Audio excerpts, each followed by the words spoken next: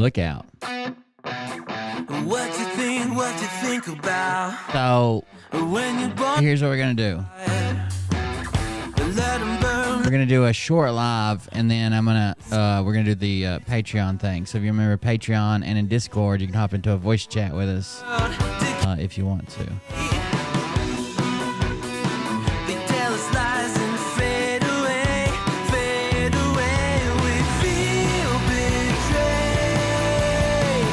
Good deal, sister doll. At least he's gonna be all right. Hopefully.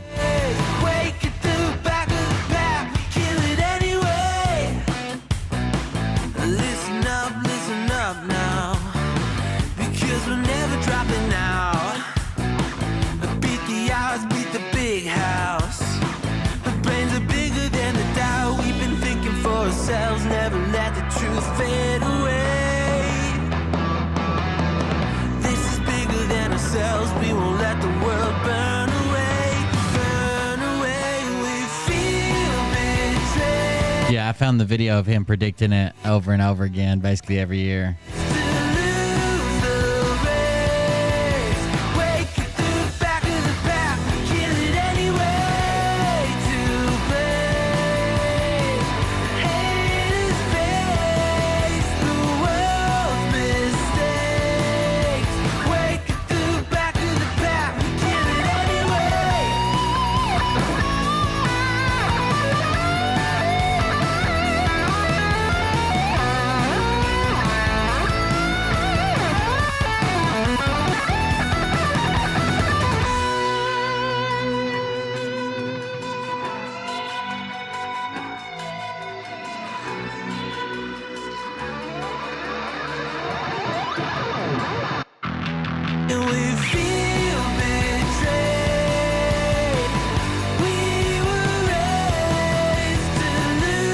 We got some mushrooms. Not actual mushrooms, but we got some growth going on, okay? The ones that I moved into those pans that I showed you a picture of, I'll tell you in a minute when we start.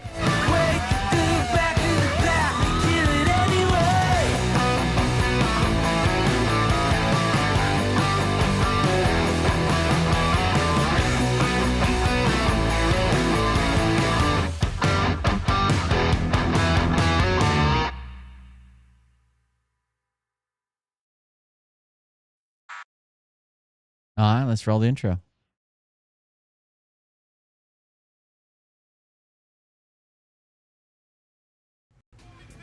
Hey Daddies, it's me, the Linda Binda from TikTok. I wanted to make this video because I wanted to thank you for watching Cold Beer Confessionals with Will Bird. I think that's just incredible. I've watched a few episodes and I'm just like very intrigued. But you know what I'm most intrigued in is Big Daddy's meat stick. I heard that it's very thick, like a good old German sausage. You know, Linda and her coochie loves that. Oh, never mind. Let's not go there. Good old German Anyways, sausage. I hope you have a good show and enjoy it as you can. There's a lot of weird things that go on, especially when it comes from the realm of Linda Bindaland. So, enjoy the show. Thanks for watching. Peace out. Welcome everybody. I am Will Barter. This is the Cold Beer Confessional. That was Linda Binda. You can find her on TikTok, Cameo, and YouTube. That was from Cameo. So, yeah. Thank you guys for joining us. Like I said, I'm Will Bird. This is the Cold Beer Confessional. We're going to do like a shorter show. We might leave the show going and then let people from Discord call in. We might end the show and just go over to voice chat. I don't know what I want to do yet. But I did promise the voice chat to the Patreon members. So I'll be hopping over in the Discord Patreon group here in a little bit. If you're a Patreon member, it's $7 and up. You get Discord access. You have to link the accounts, but you can join the Discord, then link the accounts, and you get access to one of two special rooms. If you're in the $15 and up, you get both rooms. If you're in the $7 up, you get one room, but they both include voice chat. So we'll do that in a little bit. I found a couple things. Well, first, let's start off with this. Believe it or not, now I know this is hard to believe. A lot of you are going to be like, no, not Will. No way. We love you. But there may or may not be some people that are mad at me, okay? And that may or may not include you, because you watch and or support me. So I know it might come as a shock to a lot of you, but I guess that's what's going on. There are people that are mad at me.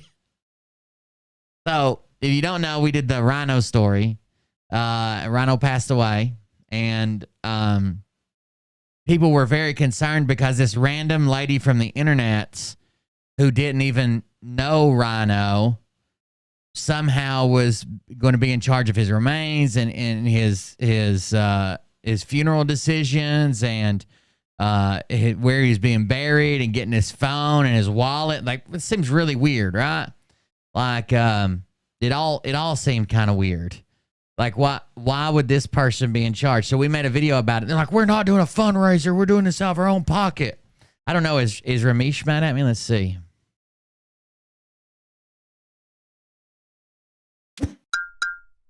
Will Bird, this is Ramesh. About this whole flat-brained Dave guy. He's used to debating people that believe the earth is flat, not the cream of the crop.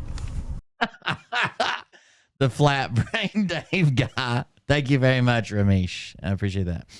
So it was just very weird. Like, they were on group calls. So first of all, I was told that Jeff B was in charge of, was the guy who was making sure his military funeral was carried out. Then Jeff B contacted me on Facebook, or in my comments, he didn't personally contact me, said, does anybody know the funeral home? Because I want to pay for his funeral, which I thought was really weird. If he's in charge of making sure he has a military funeral, why would he need this information? Shouldn't he already have that? Thank you for that donation, Ramesh, and the clip. I appreciate it.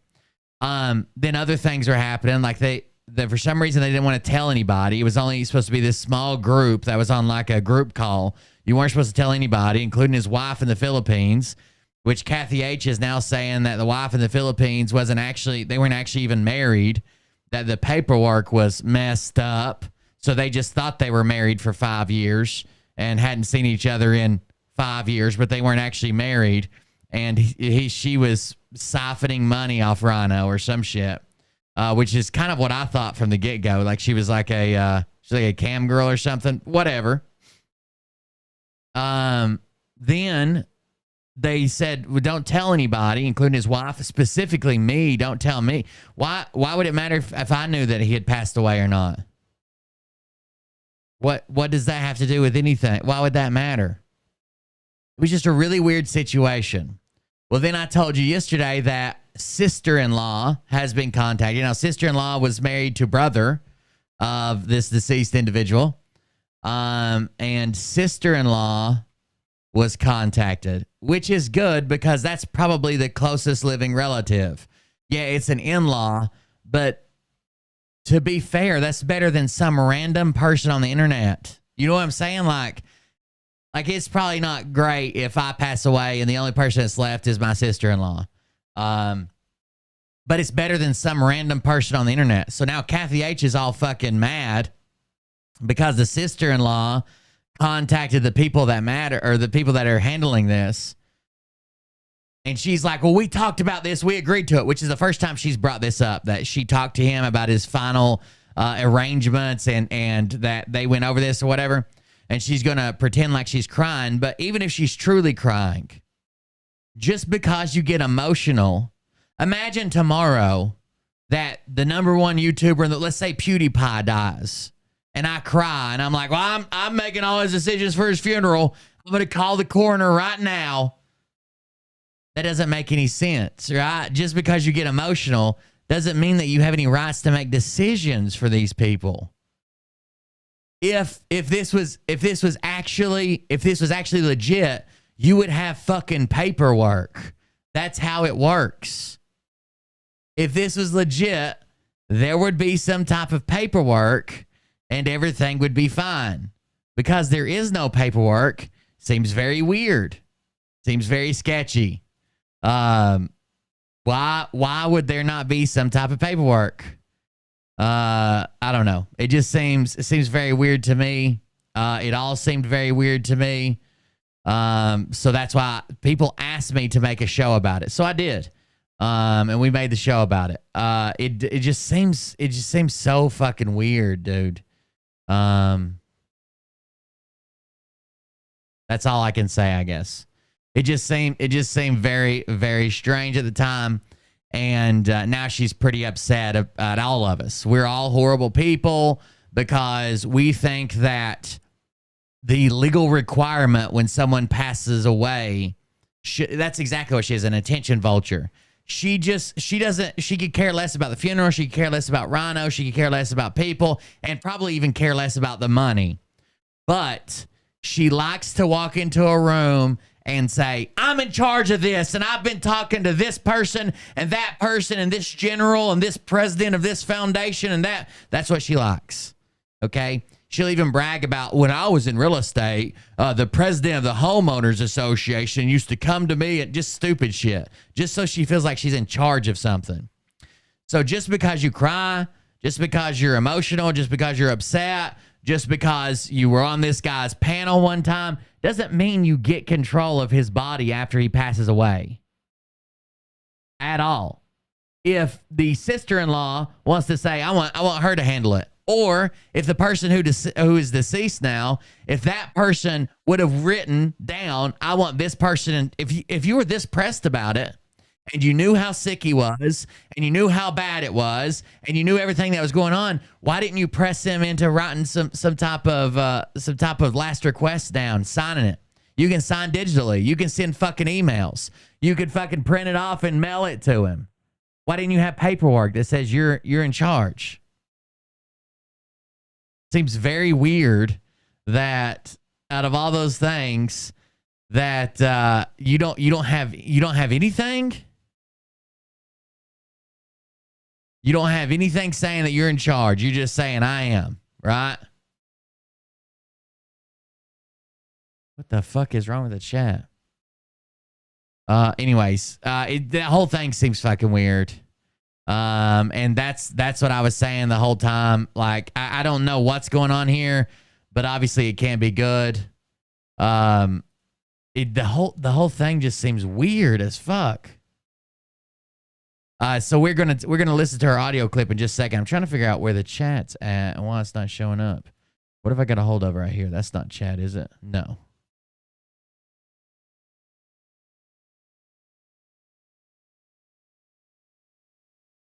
Is it? Oh, is it Tiny? Hold on. That's not it.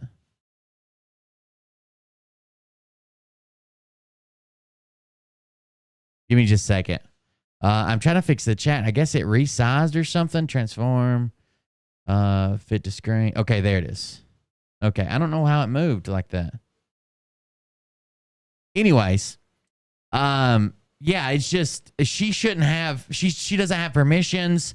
She doesn't have anything written. She doesn't have anything going on. Like none of it makes any fucking sense other than the fact that she wants to be in charge of shit. Which you just don't get to say that I'm in charge of shit, especially someone that you have no familial connection to. So this is what she comes out with. There are 2 voice memos we're going to listen to. This is Kathy H. the Sea Hag. There are 2 voice memos with a lot of bullshit claims in them. And then there's 1 post. So here's the first voice, or there's a couple posts. Here's the first voice memo.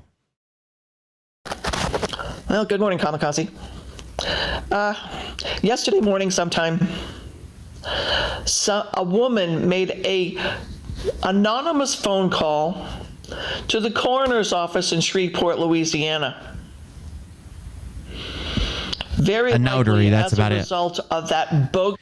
I hear there are services now to where for certain things, not like home loans and shit, but like last wishes and stuff like that you could upload your ID, a picture of yourself, an electronic signature, and you don't even have to go see a notary. I do know they do notary stuff over like, in some places, do notary stuff over like Zoom now, but there's also programs that are powered by AI, and then if they get a flag, someone manually reviews them, where you can load up a picture of your ID, a picture of your face, and the document you signed, and they'll match those things and basically give it. It's not good for like a loan or probably not even a will, but it's good for like paperwork documents like last wishes, at least to put something in place. So when you call the funeral home, or if the sister-in-law for some reason is like, I can't handle it, I don't know what to do, like there's got to be something. You should have had some paperwork in place. This is ridiculous that you're on here blaming me because you just want to be in charge of someone's funeral because you say so. Imagine that one of your all's elderly parents or brothers or something pass away. Even brother-in-law. Let's say if you have a brother-in-law and sister-in-law, let's say that they pass away and you don't hear about it. And next thing you know, you learn that someone that they've known for like a year or 2 on the internet handled all their funeral arrangements and never notified you. I'd be a mad motherfucker. I'd be mad as fuck. But nonetheless, here's Kathy H. This bullshit CBC dropped the other night, and I know they're on this page, and I don't give a shit. That phone call had me taken off. So she says some anonymous lady, I'll back it up because I talked to them, I love it. She says some anonymous lady called the coroner's office. And I think the person who called was the fucking sister-in-law. Or the person saying, hey, that we've contacted the sister-in-law. One of the 2. Well, good morning, Kamikaze. Yesterday morning sometime, a woman made a anonymous phone call to the coroner's office in Shreveport, Louisiana. Very likely as a result of that bogus bullshit CBC dropped the other night, and I know they're on this page, and I don't give a shit. That phone call had me taken off his file, and I cannot reach the investigator anymore. I have emailed him. She was never on his file. There's no legal paperwork whatsoever. Because if there was, she would be stepping forth with that and saying, hey, he signed this, I signed this, I'm taking care of it. She wasn't on his file. She's just the person who called and inserted herself. I have tried to call. I have tried to get past the answer service at 6 o'clock this morning because he didn't call me back. So the coroner... They are interfering. The coroner has stopped answering her calls rather than trying to deal with her. And when the phone call was made yesterday, the coroner said, yeah, we've talked to her, but I promise you, nobody that can't prove that they have a familial tie is going to make any decisions, is going to get anything, is going to change anything, is going to set anything up. Like, there has to be somebody from the family sign off on this. So she may have thought she was making headway. She may have thought she was setting stuff up. She may have thought she was doing a private fundraiser. She may have thought she was doing all these things, but it still wouldn't have worked without somebody at the family. It was just her calling every day and trying to insert herself, basically. I've emailed him. I have tried to call. I have tried to get past the answer service at 6 o'clock this morning because he didn't call me back. They are interfering with his funeral arrangements. The only thing I'm grifting out of is my checking account, because I accepted financial responsibility for making sure that our Marine had a proper military burial and a permanent place in Shreveport's military cemetery. Okay. She can still do that. If she wants to do that, if she wants to pay for it, and she wants to contact the sister-in-law and say, I've got him a place at a military funeral, military graveyard, burial site. I want to pay for it. I want to pay for everything. I want to take care. She can still do that, but she can't make that decision. The sister-in-law could say, hell no. Or the sister-in-law could say, okay, yeah, we'd like that. But you're not making the decision. We didn't take away your opportunity to pay. We didn't take away your opportunity to find him a burial place. But you're not making the decision, and you should have never been in a position to make a decision. I don't think you ever really were, but that's just my personal thought. I had it all arranged. It was all ready to go. Then somebody makes this phone call and says that there is a next of kin. There isn't. Yes, there is. She's going to admit that in a second. Brother She's going to admit that in a second. There isn't a next of kin. But in some states, the sister-in-law don't count. Well, too bad it does in Louisiana. My checking account, because I accepted financial responsibility for making sure that our Marine had a proper military burial and a permanent place in Shreveport's military cemetery. I had it all arranged. It was all ready to go. Then somebody makes this phone call and says that there is a next of kin. There isn't. When David's brother died, he was 72 years old. He had Alzheimer's. That's what David feared most, because his mother also died of it. Nobody knows that. I'm letting you know. What is she so upset about? She's upset because she's no longer in charge. Again, she can still pay. She can still talk to the people to arrange a burial site. She can still be there. She can still, you use her checkbook. She can still yell and scream, but she's not making the decisions now. And that's really what she wanted, was to make the decisions. No questions asked. Doesn't need permission from anybody. She wanted to make them. That you didn't know David very well because you didn't get close enough. He was that wild man on a video screen. But he was our friend. And a wild man on a video screen. He's a wild man. Couldn't even get him to wear shoes. Also died of it. Nobody knows that. I'm letting you know that you didn't know David very well because you didn't get close enough. Bragging rights. He was That's that exactly wild right. man on a video screen. But he was our friend, and I loved him. Right now, I cannot get his funeral going and have him properly buried, and if I You legally should not be able to. This is the system working. I can't call a local funeral home and say, hey, I knew that guy from the internet. Can I get everything started? Can I get his funeral arrangements made? Can I pay for those? I've got him a place I want him to be buried too. This is the system working. You're not allowed to make those decisions, no matter how much you yell and scream and pretend like you want to. can't get him out of there before Thanksgiving, it'll be another probably 5 or 6 days into December. There's nothing. I'm not grifting off of. If this was the route she wanted to take, the first person she should have contacted was the only living relative, the sister-in-law. Why did she specifically go around the sister-in-law, the person who has legal authority to make these decisions? Why did she go around her? If she just wanted to pay for it, if she was like, oh, well, David told me one time he wants to be buried, you know, he wants a veteran's burial and wants to be buried in a graveyard that's set aside for veterans in Shreveport. Why didn't she just call the sister-in-law and say that? You think if you went to the sister-in-law and said, David passed away, I don't know if you've heard, I'm sorry, I was very close to him, but I would like to set up the funeral, I'd like to pay for it. I would like to deal with the state and get him a veterans burial place. I would like to take care of all that for you if that's okay. You think the sister would be like, fuck you, you stupid bitch? What?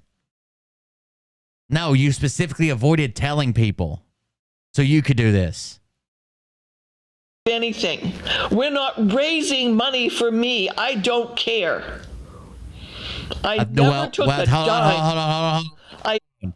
We're not raising money for you. You don't care, but you are raising money. And you're claiming you're paying for it all, but there's being money raised.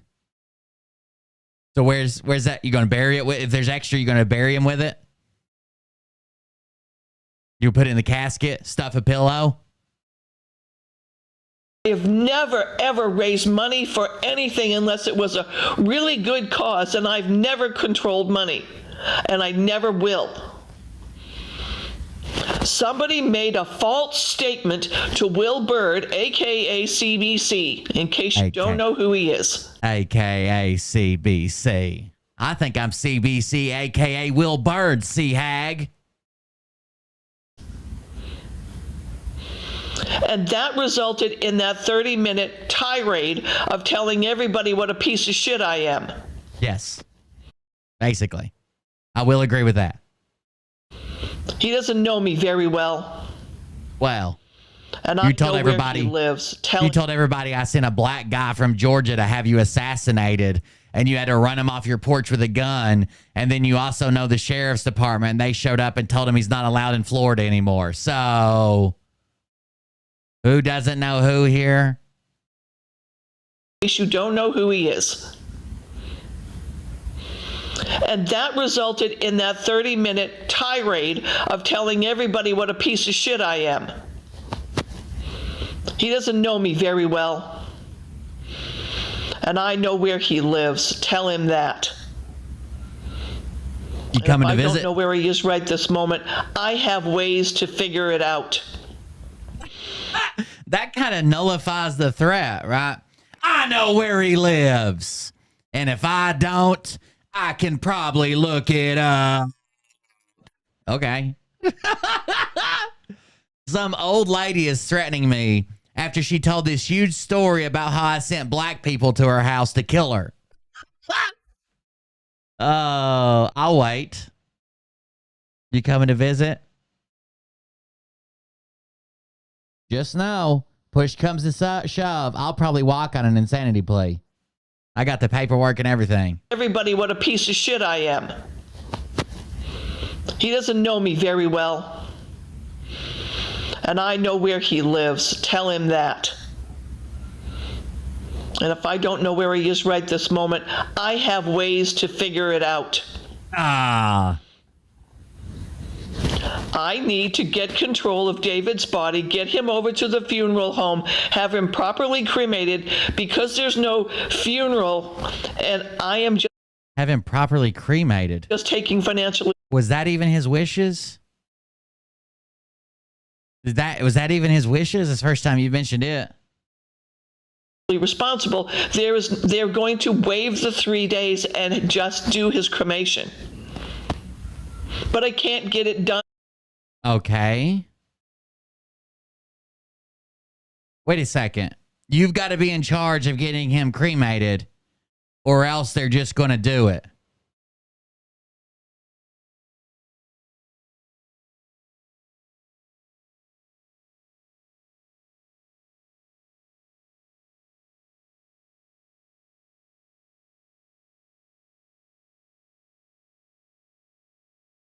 I've got to make sure I'm there to pick up my package, or else they're just going to deliver it and I'll get it later. Okay. Now. And I can't get it done because of some interfering bitch that made an anonymous phone call without a telephone number and gave. I thought you guys loved Anonymous. Remember? That's how secret military operations work. How do you know it wasn't the Y hats? I am just taking financially responsible. They're going to waive the 3 days and just do his cremation. But I can't Sounds like get she it done killed now. And I can't get it done because of some interfering bitch that made an anonymous phone call without a telephone number and gave them a name of somebody that doesn't exist anymore. I can't even find an obituary for her. And a lot of times since COVID. Wait a second. They spoke to his sister-in-law. And now you're going to say she doesn't exist, but you can't find an obituary? So how do you know she doesn't exist? COVID, people aren't doing obituaries. My God, it would fill the newspaper. Oh, okay. So since COVID, people aren't doing obituaries anymore. That's just blatantly false, right? And a lot of people don't do obituaries in the newspaper anymore. A lot of the funeral homes post them. And then there's these other sites that all they do is make money off ad revenue. And they just basically search the web for funeral websites, and they scrape the data off of them and repost obituaries. The obituaries now are more prevalent than ever just through Google, more than they were when they were in a paper and no one saw them. So like when my mom and dad passed away, Valerie Funeral Home did their obituaries. But if you type in my mom or dad's name and then obituary, Value Funeral Home isn't even the first place that pops up. It's like inmemory.com or lovingmemories.com or whatever. They just scrape the web for this data and post it because they know you might be searching somebody's name plus the word obituary. And if you do, then you're going to come to their website and then you're going to click and they'll get the ad revenue off of it for you just seeing an ad on the website, like a pop-up or whatever, or over on the side. So obituaries are more prevalent than ever. But you can't say someone doesn't exist because, and you're sure of it, but you can't find the obituary. If you don't have information that they don't exist anymore, then you can't say they don't exist anymore. Interfering bitch that made an anonymous phone call without a telephone number and gave them a name of somebody that doesn't exist anymore. I can't even find an obituary for her. And a lot of times since COVID, people aren't doing obituaries. My God, it would fill the newspaper. Nobody's waiving 3 days. Ain't no way. I'm angry and I'm upset and I'm hurt because this is not what David deserves. He had massive PTSD. to a point where he could Massives, plural, PTSD, to a point where he couldn't. This is, you notice she says this is not what David deserves. And that's a Kathy opinion. She never says this is not what David wanted. Because he never had this discussion with her. He never signed any paperwork. He never asked her for this. This is her trying to do everything with no legal rights to do any of it. I'm angry and I'm upset and I'm hurt because this is not what David deserves. He had massive PTSD to a point where he couldn't function as an adult. Nobody knew that. You just thought he was the funny voice. I didn't honestly find him that funny. He was an internet guy. He wasn't doing shit wrong to me, but I didn't really find him that funny. Not a funny voice to me. And I want to have him buried like he should be. It's not your decision to make. I don't know how to be more blunt about this. You can't find someone and make their decisions after they pass away. It's not your decision to make. If the sister-in-law or whatever remaining next of kin may exist, give you that right, have at it. Have at it. Do whatever you want. But you can't just decide you're in charge. So then apparently someone else says something about me because she responds with, he is evil personified. He has terrorized our movement with his videos and disrespect. In many states, sister-in-laws are not next of kin. Oh, I thought she didn't exist. Wait a second. I thought she didn't exist and you couldn't find an obituary for her. Why would you say in many states, sister-in-laws are not next of kin? That's weird. I thought she didn't exist. But now you're trying to disprove that she's next of kin, but she doesn't exist. Weird. In many states, sister-in-laws are not next of kin. David's family are all deceased. He has no children. The Philippine lady was not related.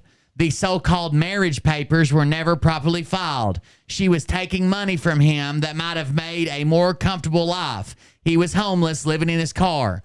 I tried for months to find a real house, use the VA certificate to purchase it, and move him in it. Something I was not making money from, by the way. It was pro bono for my best friend. Why would you have to say that you weren't making money off of it as a realtor? Why didn't you put him in a house? Why didn't you put him in a hotel? Why didn't you handle that? Why would you even have to say I wasn't making money off of it? Trying to find him a house with his VA certificate. They did a big fundraiser for him at one time. He said he was moving to Tennessee. Did like a fundraiser thing, or we're talking about doing it. I don't know if they ever, I guess, I'm not sure if they ever even did it, to be honest with you. I remember they were talking about doing it. And that he was moving to Tennessee and he was going to be staying in his car till he raised enough money to buy a house. David and Kathy had a more recent falling out than me and David. If you don't know, David one time threatened to kill my whole family or some weird shit, all because someone else was trolling him and he just assumed it was me and said he was going to chain my family in the house and burn it down and make me listen to my kids scream out in pain. It was just something stupid. But he apologized. I will give him that. He apologized, said he shouldn't have done it. Made his apology, and I hung out in his chat every once in a while, usually when Dawn was there, and got along, joked with him fine. But he ran Kathy off of his show months and months ago. Kind of interesting. But now she's in charge of his funeral arrangements. Weird. Here's her next voice memo. I'm sorry, Mama, but I'm not leaving him in a morgue to be dumped in a pauper's grave like a piece of... This is a response to someone says, don't worry too much about it. God will handle it. You remember that guy, God, that everybody believes in, that when it's not important to them, they'll say, God will take care of it. God handles it all. God will deal with him if he's lying, grifting, cheating, stealing. God will handle it. Well, when they want to be in charge, they're like, fuck God. I'm doing it myself. I'm sorry, Mama, but I'm not leaving him in a morgue to be dumped in a pauper's grave like a piece of trash. He's a Marine. He deserves a military funeral and the kind of respect that it's demanded. These people are probably some of the most demented I have ever run across. And they follow that man like he's some kind of Jim Jones, whatever his name was. I am the internets. The only thing they're missing, they're not even missing the Kool-Aid at this point. Imagine having this thought. They follow him like he's Jim Jones or something. The only thing they're missing is, oh my God, here's an opportunity for a joke. They're not even missing the Kool-Aid. They got it. And they follow that man like he's some kind of Jim Jones, whatever his name was. The only thing they're missing, they're not even missing the Kool-Aid at this point. Oh, Hal Jarvis, the devil's step grandson. Take it every single day and probably get rewarded for it. Get rewarded for it. I'm giving you special powers and spells you can cast. I'm tired of this. This guy went after me for over a year, terrorizing my... Here's all the lies. Email. Here's all the lies. For it. I'm tired of this. This guy went after me for over a year. All I've ever done is played her voice memos where she's like freaking out, or if she's on a panel, talk about how she's lying. She said on January 6th, when I think it was January 6th, when January 6th happened, she had soldiers standing by waiting for her order to move and take over the White House. Oh, I'm sorry. It was the inauguration. That's what it was. The inauguration. That's why I couldn't remember. The inauguration. She had soldiers standing by that were ready, waiting for her command to move and take over the White House. But she had to tell them to stand down. Who the fuck wouldn't make fun of that, you psycho? But here's the lies. Terrorizing my emails and... I've never sent her an email, ever. My friends and my Facebook pages. I've never been to her friends or talked to her friends, spoke to her friends, seen her friends, or been on her Facebook page. I tagged her in a Twitter post once. Even putting stuff on my Realtor.com pages.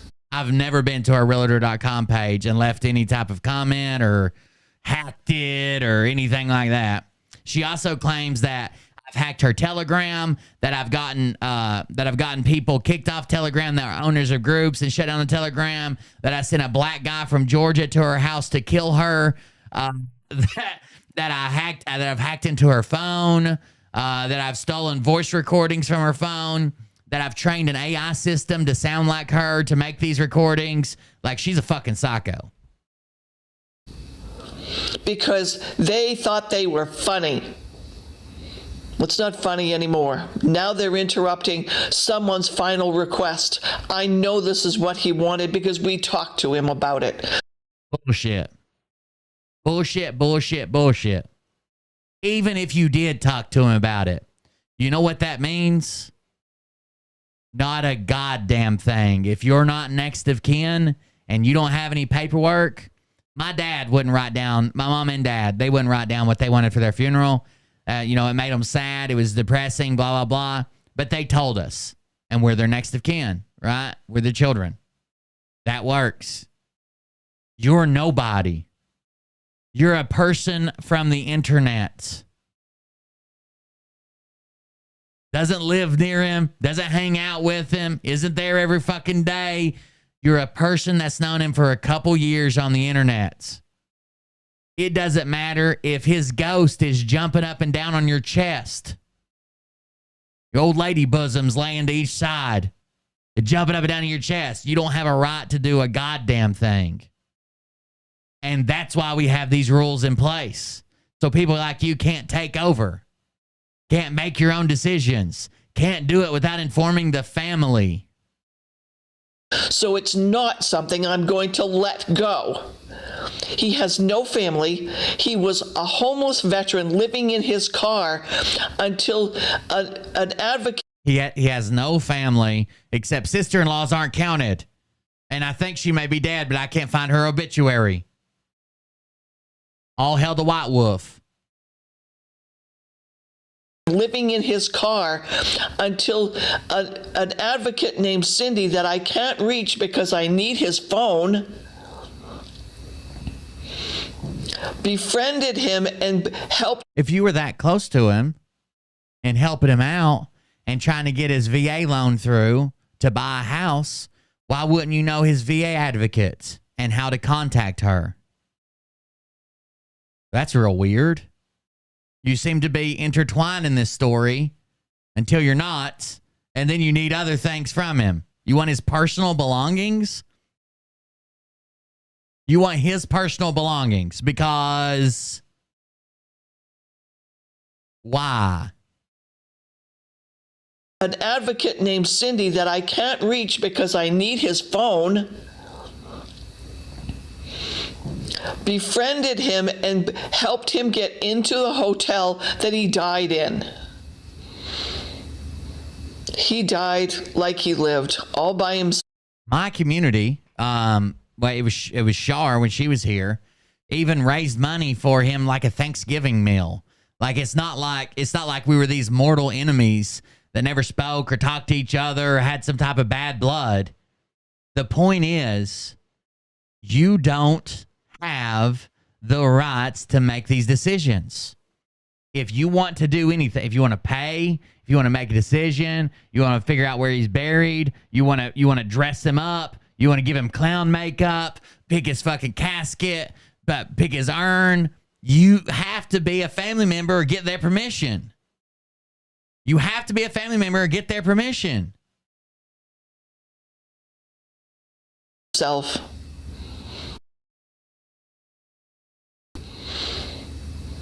He died like he lived, all by himself. And I tried everything I could do to get him out of that car and into a real house.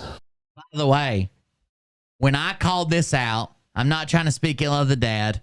He ain't done nothing wrong to me. But when I called this out, they all fucking freaked out when there was a tsunami that hit Panama and suddenly his wife and son needed a fundraiser money to be sent over to them.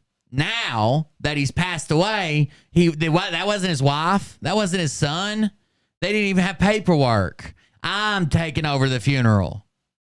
But when we were doing fundraisers, it was like, I can't believe you'd question the fact that they've been married for 5 years and haven't seen each other in 5 years. It's a weird marriage. Hey, you want to get married? Yeah, I do. Bye. Like, of course somebody should have questioned that. Now your lies are being revealed. Y'all lied about whatever the fuck that was. That was some cam girl he met, some type of internet relationship. They weren't fucking married. And y'all come on here and said, oh, this is David's wife, and he can't see her because the COVID vaccine, because he's a real patriot, and he won't take the jab, and we're going to raise money for her. And basically, this is David's son. And then David's like, yeah, he calls me his big American daddy on a metal bird because I'm going to fly over there someday. What? And we just couldn't get him to do it. So it's not up to God, it's up to Kathy. This is a Kathy moment. And I'm not claiming I'm God. I'm just... There it is. Is this about David? Is this about his military service? Is this about him being a veteran? Is this about his next of kin? Is this about his family? Is this about being friends? Is this about taking care of a veteran? Is this about getting him what he deserves? Is this a moment about David? This is a Kathy moment. And That's about what I figured. This is a Kathy moment. This is my time to shine.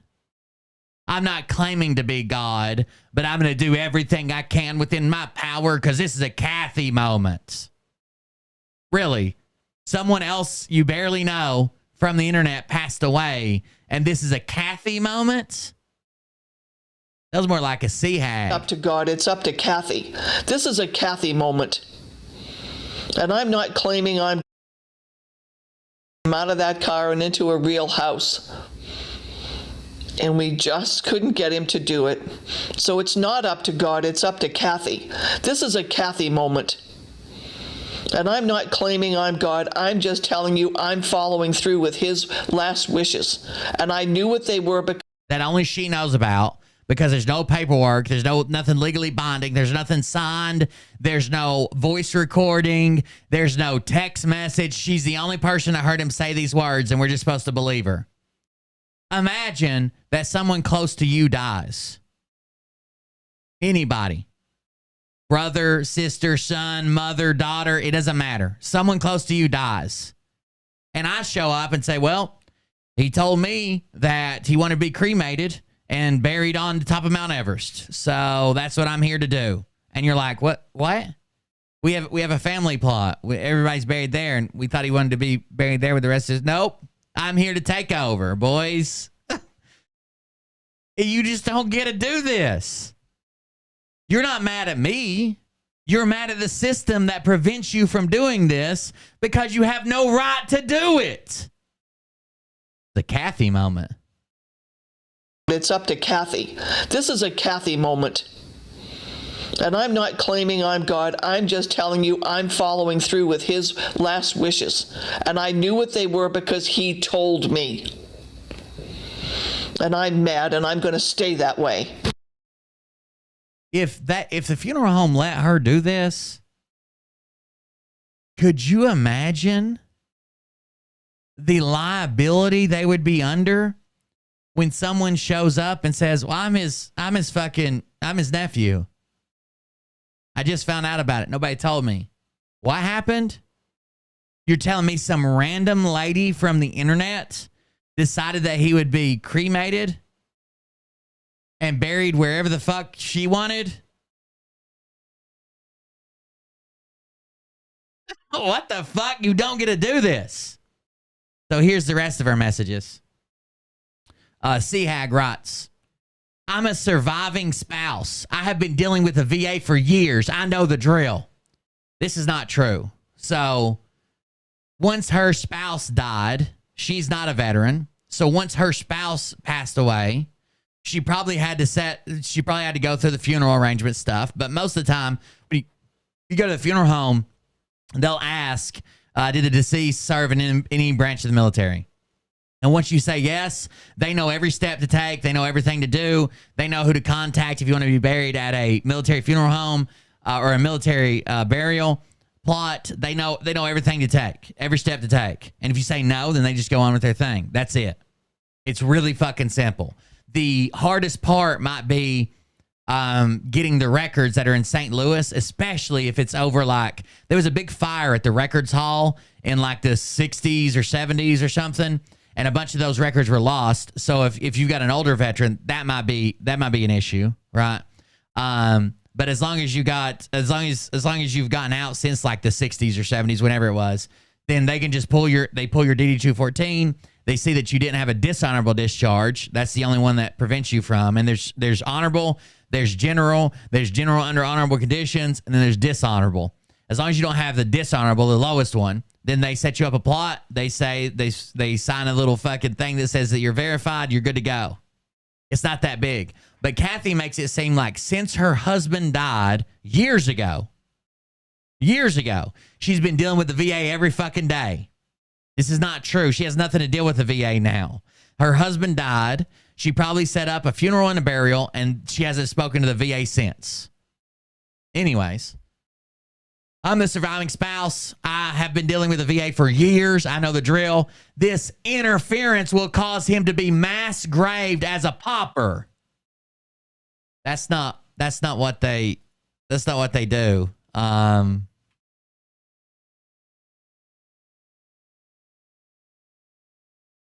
We talked about this the other day.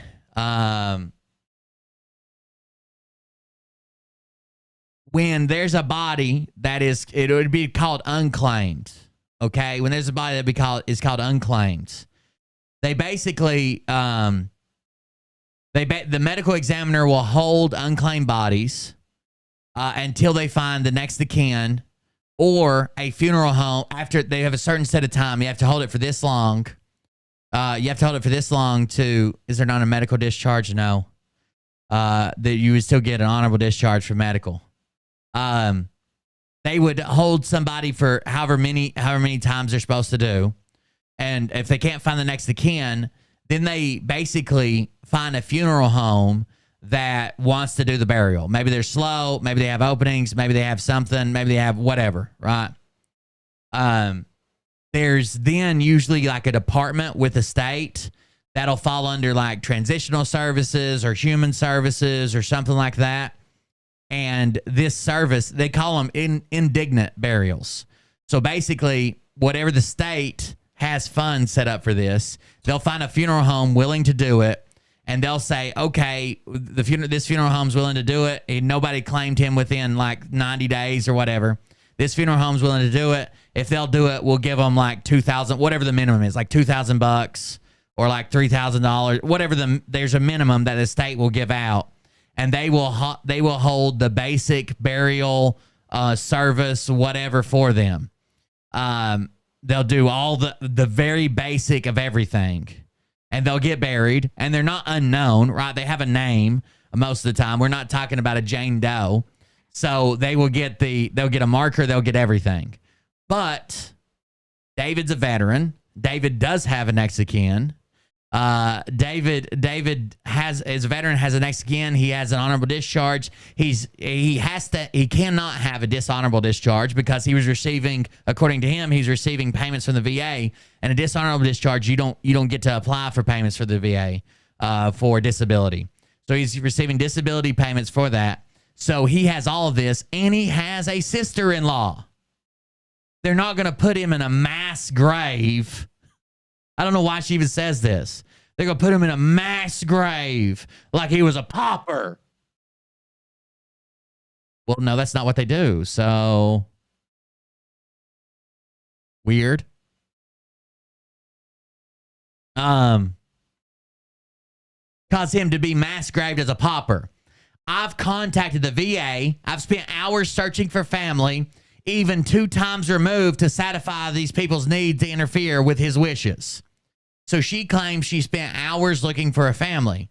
But I know some people that watched Rhino, that contacted me, some of his fans, literally found his sister-in-law in an afternoon.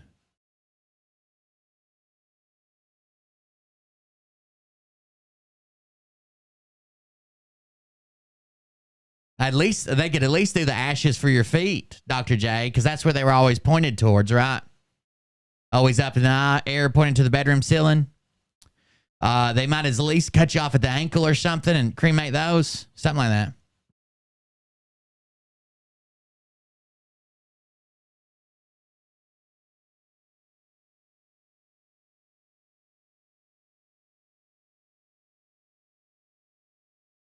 I saw that you could do tattoos. I saw it the other day. So she spent hours searching for family.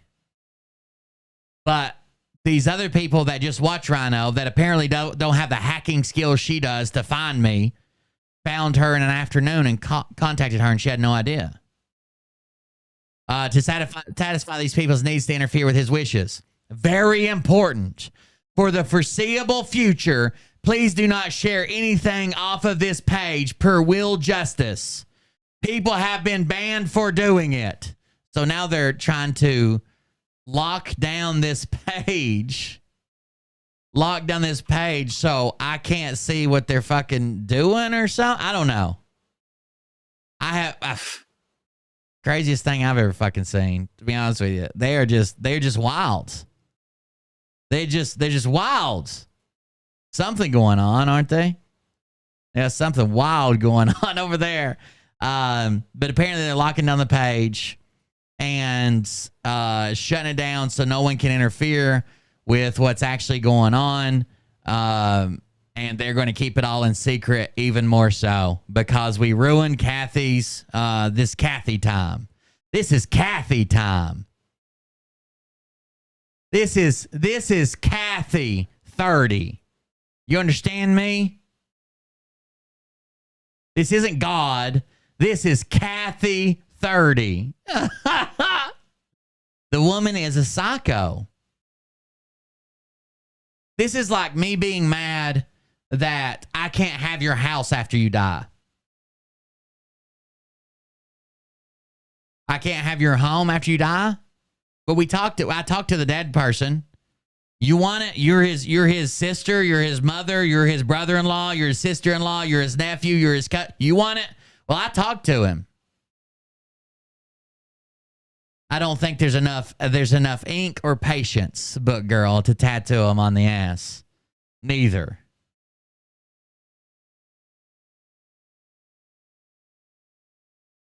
Shit's wild, dude.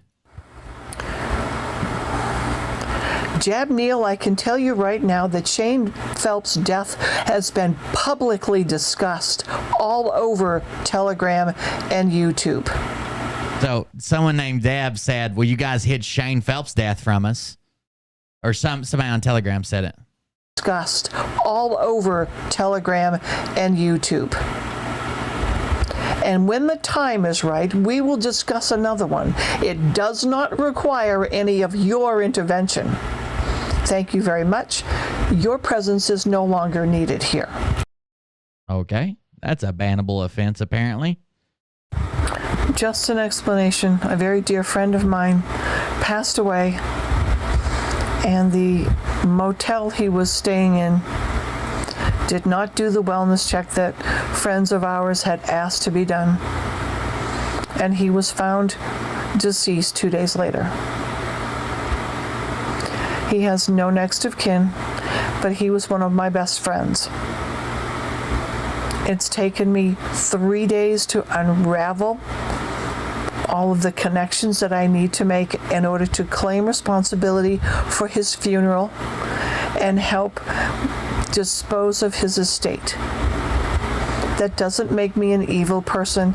It was no reason for anyone on any channel to be accusing me of grifting off of the death of a dear friend that I loved more than anything. I hope everyone has a nice night. If anyone has any questions, you can private message me. This channel, unfortunately, is not public, is public, and I can no longer post on it. I will keep an eye on it because they will probably start infiltrating the page because it belongs to me. And they will start posting rather vile photographs. If anyone sees them, please let Gina or I know, and we will take them off as soon as possible. But I will not be posting after this post. Sometimes you can get a hotel to do it, but legally it should probably be the police. And that's who I would have called if the hotel's like, I'm not doing a wellness check, I would have called the police. And honestly, if I really wanted a wellness check and the police didn't seem that concerned, I would have lied. I would have said, he threatened to hurt himself. If I really needed that wellness check because I was really worried, if I just hadn't heard from them and they hadn't made any threat like that, I probably would do it anyways just to get the check if I was that worried. If I was best friends with a person and knew his last wishes like she claims to be, I would have got that wellness check done. I think that's just to add to her story, her crazy fucking story. It's not the unhinged Donald Trump that is building. Obama built them. He ordered the FEMA organization to build these camps all over the United States back in 2012, maybe 13. Has nothing to do with Trump. FEMA does not work for the citizens of the United States. They are a cabal-controlled organization to funnel money through. Oh, God, it drives me crazy. These unhinged jackasses on mainstream media. Those camps were meant for us, those who would not comply. who would not follow their instructions, who would not bend to their will and give up their homes and their cars and their lifestyle. They were going to house us there until we died. Oh my goodness. Now we know how she really feels about it. There's one more here. This was a live stream they did. Good evening, everybody. Red here. Sorry, I thought that last one I'd do with Rhino. This one does. This is Red Step Stacker. That's Will Justice talking. Red Step Stacker will be talking in just a second. Good evening, Lone Wolf. Good evening, Robin, Cindy McGee, Steve Shorts, Gina. I'm sure there's people that'll look at this as if I did something to fuck up, a veteran's funeral. I don't give a fuck. She doesn't have the rights nor the ability to make these fucking decisions for someone who didn't sign a piece of paper, for someone who probably didn't even give her her last wishes, for someone who never gave her that authority to do that. You can look at it however the fuck you want, but I'm looking at it as standing up for someone who passed away who can't stand up for themselves now. There is zero proof, zero evidence, and zero legal right that Kathy H. has the authority to make these decisions. So people are going to get mad and say, well, Kathy H. is going to give him a military funeral. Who gives a fuck? Maybe that's not what, if you can prove to me that's what he wanted, fine. But you can't prove to me, you can't prove to the state, you can't prove to the funeral home or the medical examiner, you can't prove it, so it doesn't stand. I know Essential's going to be in here too, so I'll say hello to her too. Hope everybody's having a good weekend, or at least as best as you can with everything that's going on. So if anybody wants to say anything, go ahead and unmute your mic and speak up.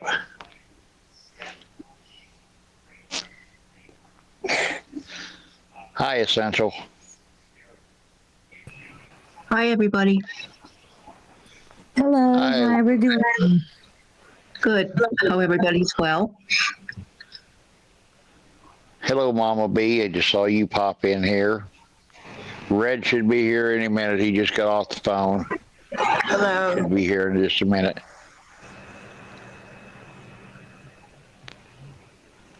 To those of you that may not know it, David from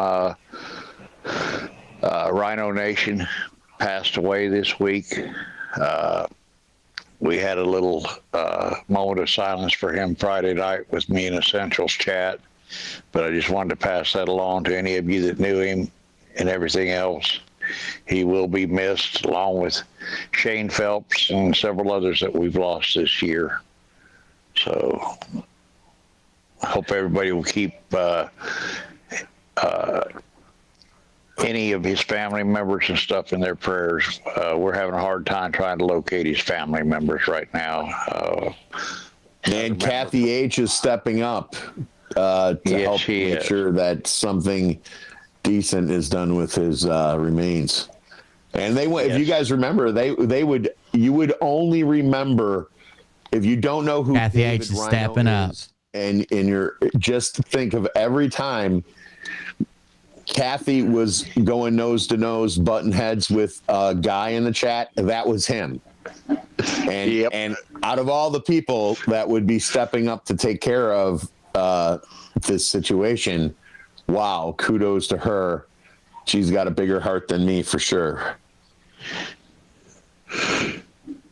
Yeah, right. Rhino, you didn't know whether you loved him or whether you hated him, but you know what? I've known him for 4 or 5 years now. I've actually talked to him on the phone for a couple hours at a time, behind the scenes and stuff. And she loved him. She clearly loved him. She went nose to nose with him on anything that she did not feel was correct. But yes, she did. But so it was really nice to know him. Sorry, I'm getting text. Yeah, and just so you all know, he was a Marine Corps veteran. He was a hell of a nice guy.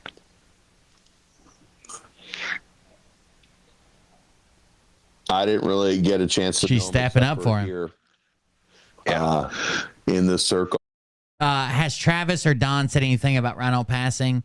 I don't know if Travis has or not. I don't talk to Travis. I don't watch his channel. Very rarely do I ever hop on there. I think that, from what I know, I think that Don may have been in the group. To give credit where credit's due, I think that Don may have been in the group that was not okay with Kathy taking everything over. So I have. What else were you going to say? I was just going to say, I love Big Daddy Don Stick. if anybody wants to say anything about him or anything tonight, feel free to speak up now so we can kind of get our little memorial claim tonight. That's right, out Jim. of the way, and then we can get into the show.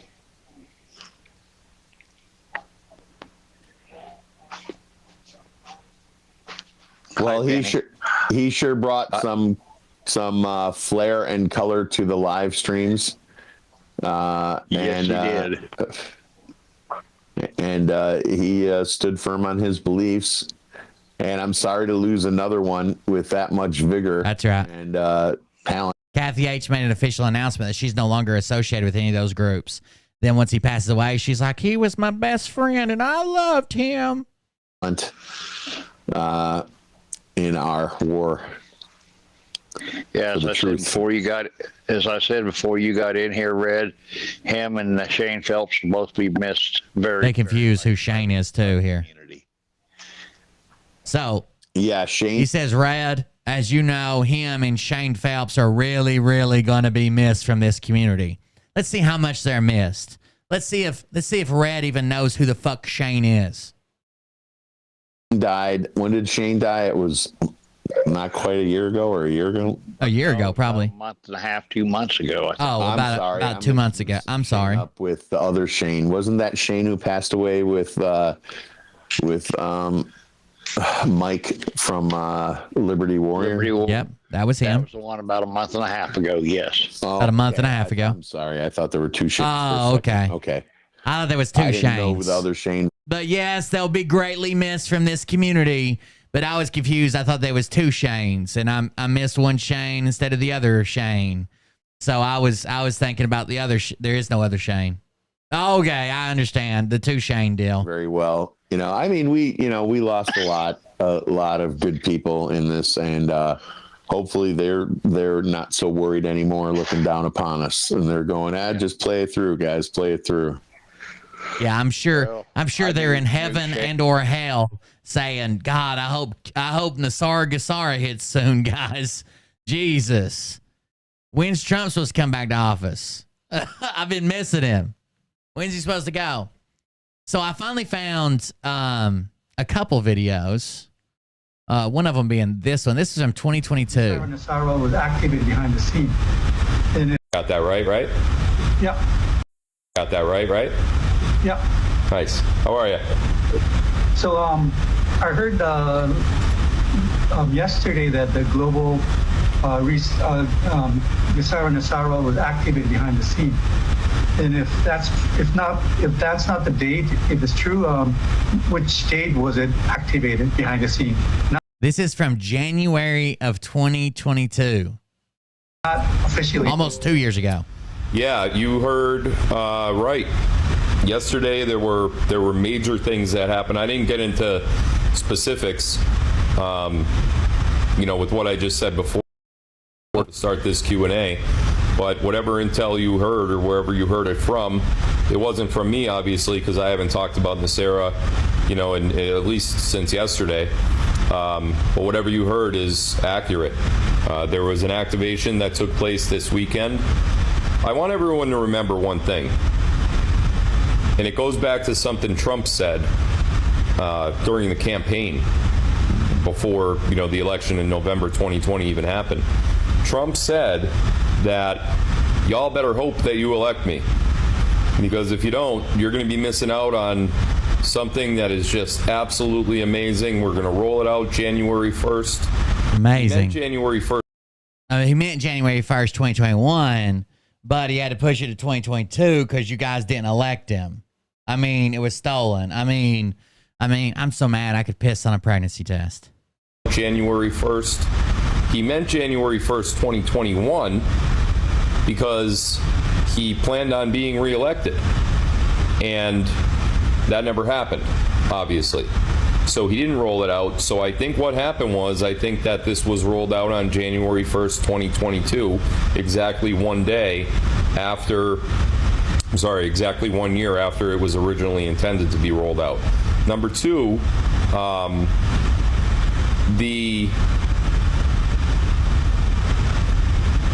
do I want to say this? The January 6th rally or press conference that Donald Trump called for, I think that's going to be interesting. I'll just leave it at that. All right, let's go. January 6th press conference of 2022, where he announced he was running for re-election. That was the NESARA announcement that Phil had put up. But even more impressive than that, this guy, who I'm not a huge fan of, has put together a mega cut of all of them with dates. 60 seconds and your popcorn. I'm going to put the video in so y'all can see it right now. NESARA law by signing it in when there's a war. You can't. And the next thing we should ask or question is, being that that is a huge announcement, wouldn't that come from someone more like, let's say, Trump? Donald Trump. That's what I said. So this guy doesn't like Phil, but is also a Q-tard. Taking a stab in the dark here, I think Trump should be the one to announce that. But here's a lot of other things that were said about NESARA that has been promised. Look at the date. 29 September 2001, and he says NESARA soon. This is rapid fire. Look at the date. NESARA soon, yes. NESARA this year, yes. NESARA in 2021, yes. NESARA in 2021, yes. NESARA this year, yes. Oh, we have NESARA by Christmas, yes. These are all October of 2021. NESARA in November. That was October 28th, 2021. November. It's as imminent as it could be in November of 2021. He's been saying this every fucking year, all year long. So a lot of people are concerned about NESARA. Yeah. And if you don't have proof, why say it? Exactly. Now, y'all know where I've been at, man. And she does a lot of great decodes, so everybody give her He's a cute rapper. Oh, this God. This is what I'm going through right now with this guy. I found Native American rappers today. It was wild. He's on public court record. So the record is public. And I didn't get involved in this. Bill sent this guy a message saying he was going to sue him for sharing his court documents from 2010. It's for NESARA. Crapper. I got involved with this to stop child trafficking. That was the whole purpose of me getting involved. On the way, I learned politics. I learned what to look for, and this is why I call all these people out. I call out any of the Speaker of the Houses that we're supposedly going to get and is going to save the world, and they never do it. They never pull the trigger. This is a problem. But there was a NESARA Him and Phil share earrings. Signed by President George W. Bush Jr. And that bill that was signed, it never happened. The one that they did is not what everybody's claiming to be NESARA. We have bricks, we have a whole bunch of things. But this guy, you can't even question his intel because he'll tell you, don't question my intel, don't question my intel. I never say that to anybody. If you troll me. He says question everything. Question these people, question those people, question everything like I've taught you. Don't ever question my intel again. I block you. Period. If you're trolling me, I don't have time for that when I'm doing my lives. I want to just get the intel that I have out and just show it. But I can talk about anything. It's not just this. I can talk about anything. We can go back to 1542. We can go to 1611 edition. We can go do the King Philip, Constantine, whatever you want. That's what I do. Karen does the whole entire decode breakdown through gematria. She goes back. She goes to the board. She does everything.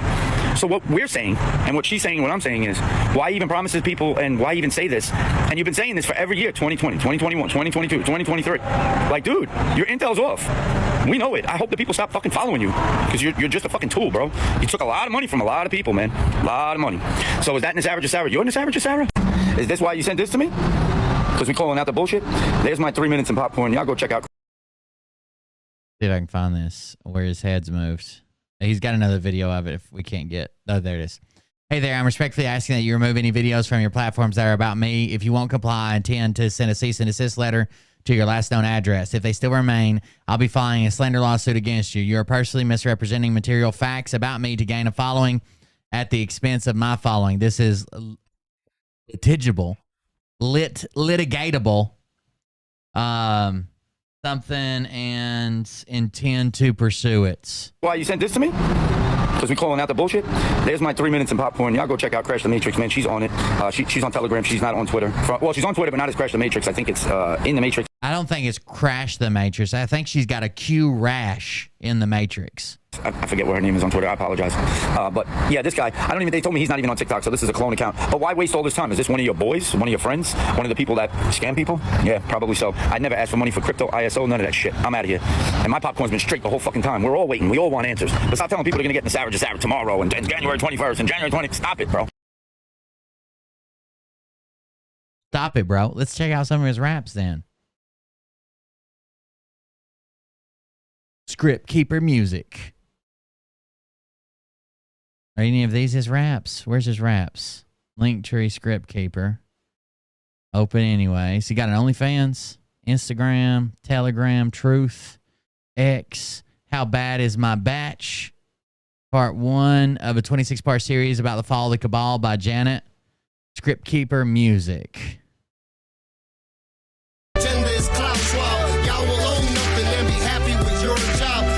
I got your back, I'm Jesus with God's wall.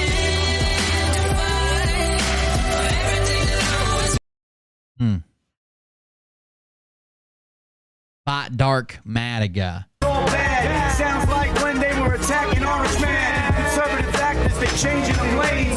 Grifters making money doing it with no shame.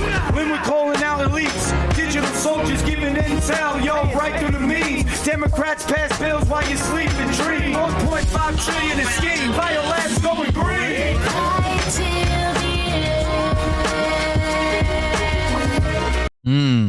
What about climate change? 2021 Time Magazine. Go check that shit out. Skies everywhere. Woke crowd don't care. Do you see the smoke screen?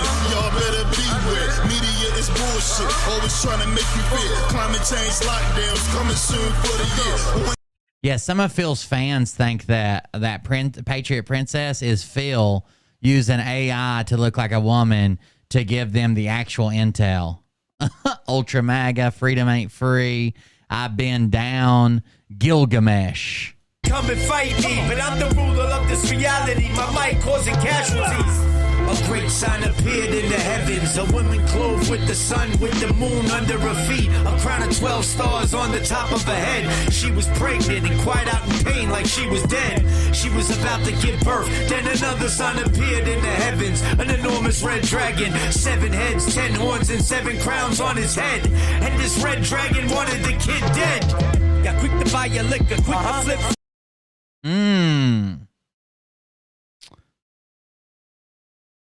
Pretty fucking amazing, if you ask me. I'll just go ahead and say it.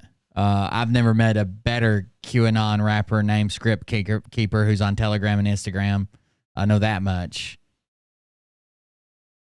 Read the United States Constitution. And here's what it makes clear. All the power, not some of the power, all of the power belongs to the people. I feel like Lynn Wood and Lindsey Graham fuck. Am I the only one who gets that? Because he got super mad because Lindsey Graham was watching Chinese lady porn and they both seem like very southern fine, fancy gentlemen. Do they fuck, you think?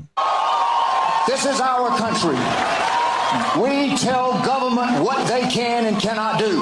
They do not control. Send that to the Illuminati. But why? The people. This is our country. We're going to take it back. We're circling the walls of Jericho. People are praying in this country. We're circling the walls of Jericho.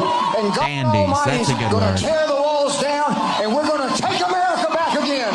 You want Somebody just requested the Brunson Brothers songs. You want it to happen. But why?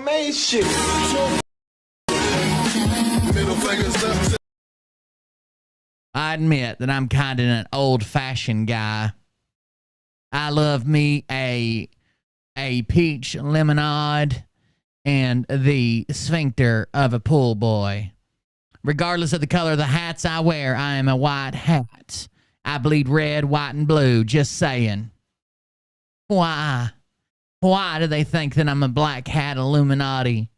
Send that to the Queen of England. Why? But why? What the fuck?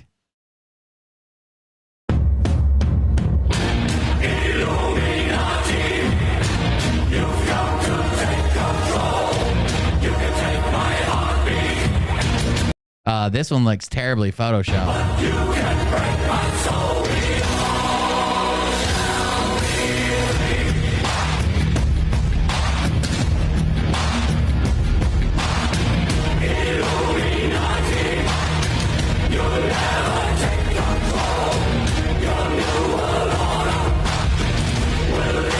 He's a Jedi. Oh, what did that last thing say? Did it say who it was? You've got to take control. You can take my heartbeat, but you can break my soul. I have a D&D character, at least just like that guy.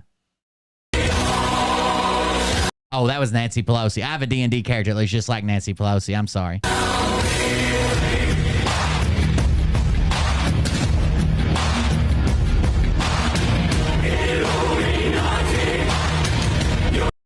His Holiness Aram the First. Let's see who that guy is.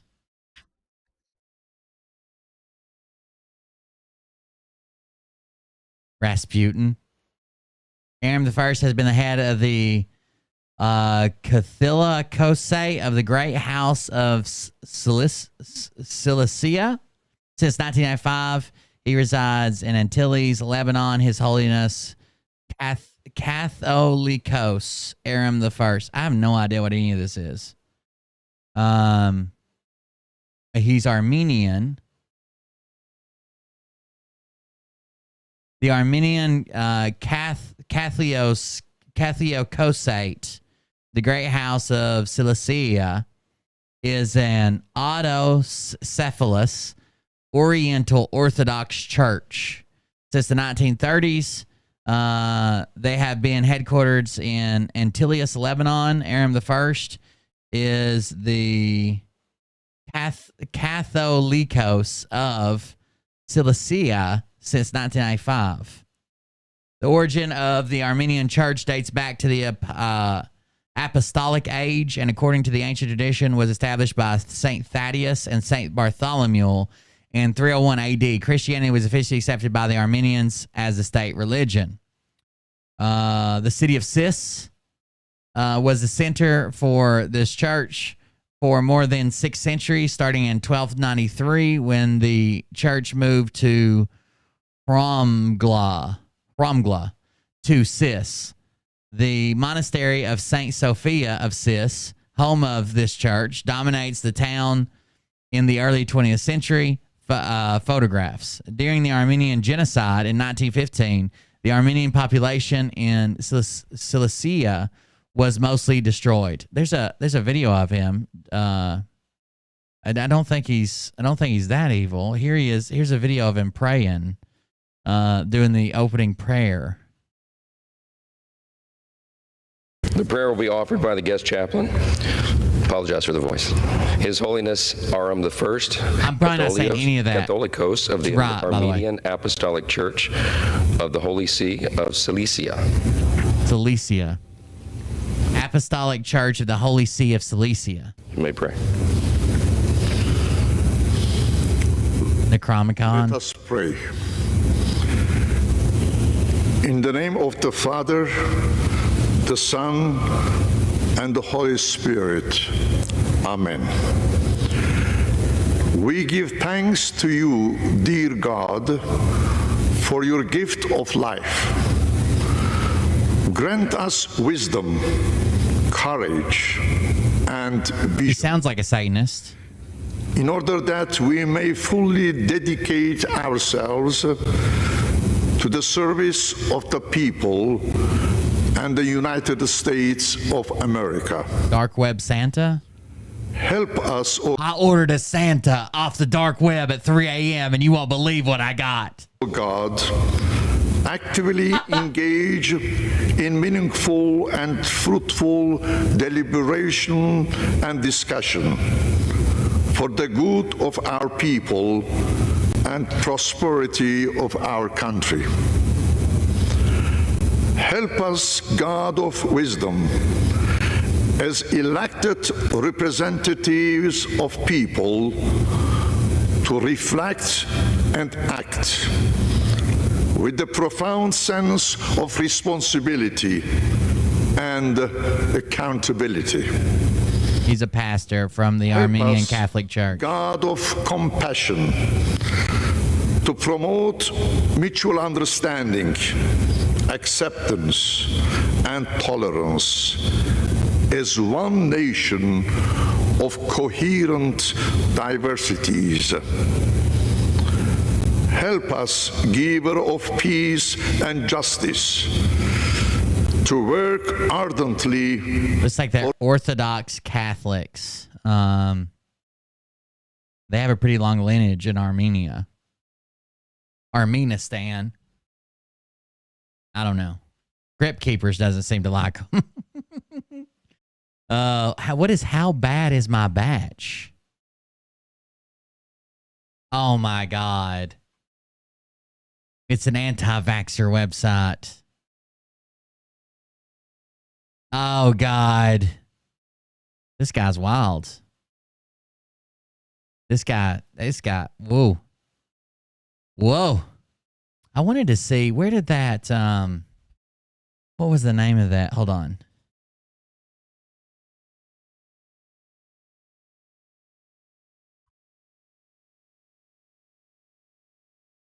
Okay, it's called...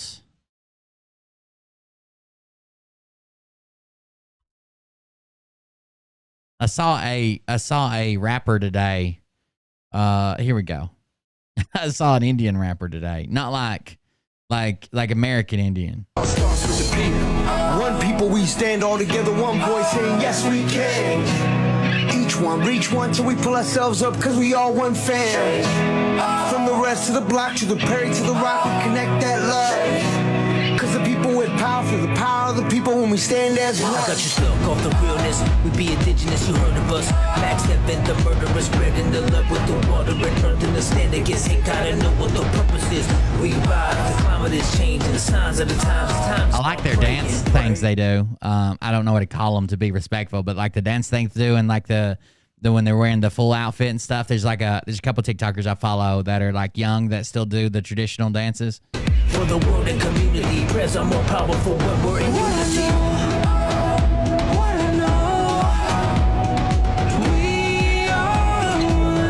We are one. One world.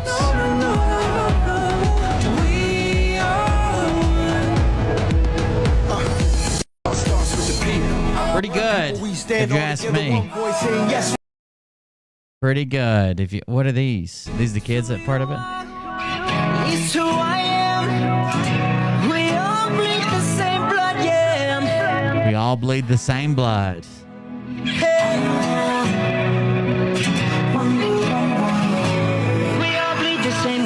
We got beautiful differences. Let me give you a peek. Over 500 tribes, but we all unique. And if we cannot compete to eat, nothing compete us. Jealousy is more dangerous than diabetes. See this unity?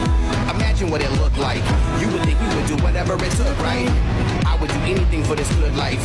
We We can do anything if we unite. Not fucking Twitch commercials. It's all I make my living. Yay, Twitch commercials. Young native, you are my savior.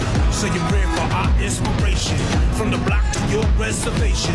Any color, all my relations. From the basement, worldwide invasion. Every day we're painting our faces. Fighting back but learning our language. Dancing our dances, saying our prayers. So there you go. There's rappers from everywhere, I guess. All right. I'm gonna open the Patreon chat if anyone wants to come on Discord. The Patreon chat. I'm gonna be hanging out in there. You're more than welcome to come on. We'll keep watching videos and stuff because usually nobody wants to come on. Let me make sure my mic and stuff is right. Damn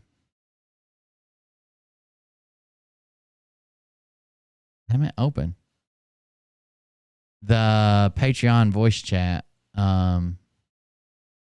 Mic check. Yeah, I think it's working. Patreon voice chat. We'll keep watching videos and stuff, but if anybody wants to, Patreon members only, you can hop in if you want to talk, you want to say something, you want to ask something. I've got some police videos and stuff that someone just sent. What was this one? Prime crime, the drug planting scandal that shocked the nation. What is this? On Prime Crime. That was a slick move, man. Very slick. Hey, man. Go ahead and put your hands No, hell no, that ain't mine. And officers' arrests come into question. Oh, I think I've seen, this is that Florida guy that arrested that old lady, right? At this point, you are. We have a powwow coming up in December. I'm hoping to go. Cool. Okay. I don't do anything. I don't mess with that stuff. He essentially was employing like magic tricks to hide evidence. I don't think this is pretty long, but we've seen some of these. This wasn't actually sent to me. This was sent to somebody else and asked if they saw it, but we've seen some of these already. I wanted to see some sovereign citizen videos. That's what I've been jonesing for. Let's see if we got any new ones. Glass breaking. We just watched that one. Dr. J sent me this one, and then like the day after, 2 more people sent it to me. Volusia, deputies arrest 2 sovereign citizens near a traffic stop. It's going to be at Howland and Catalina. It's a blue Ford truck displaying some kind of sovereign citizen looking tag. Can you start us a second, please? We just watched this one too, isn't it? This is the same one. No. Yeah, that's the same one. Okay. I want to see arrest for felony VIN tampering. Why does it say not for hire on it? Oh, I need to do this for people that may hop into Discord. Hold on, I need to change this. My audio to, I think I need to change it to stream output. That way you can hear the video and stuff as well as my voice. Let me make sure. It has to say that. No, that's not right. What do I need to put it on? Oh, that's the wrong stream output. System input, no. Wavelength monitor, no. Mic check. Sorry. Hold on. I can't remember what it was. There's something I need to put this on to where you can hear both of them, both me and, but I can't remember what it's called. Not music.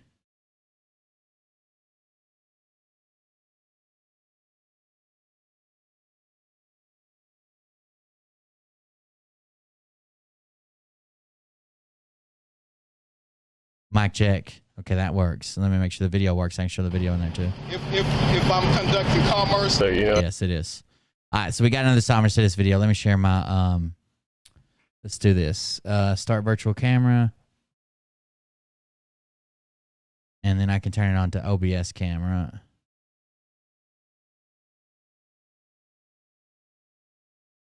There we go.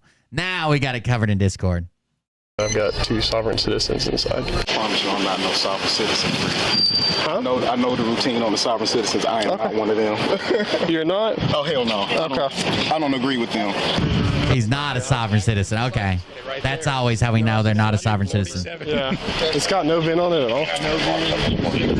vehicle's an altered VIN's a felony.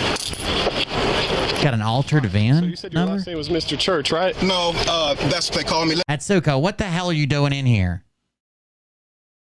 Jesus, sneaking up on me? Let me give you my government. Oh, while we're on sovereign citizens, somebody sent me this. I forgot to show it the other day. You guys remember David Strait or whatever, the big sovereign citizen guy? Foxes. So what's new in the phony seal world? Well, I'll tell you. This is going to sound pretty strange coming from me. But there's a phony seal I've dealt with for years. This is Don Shipley. David Lester Strait.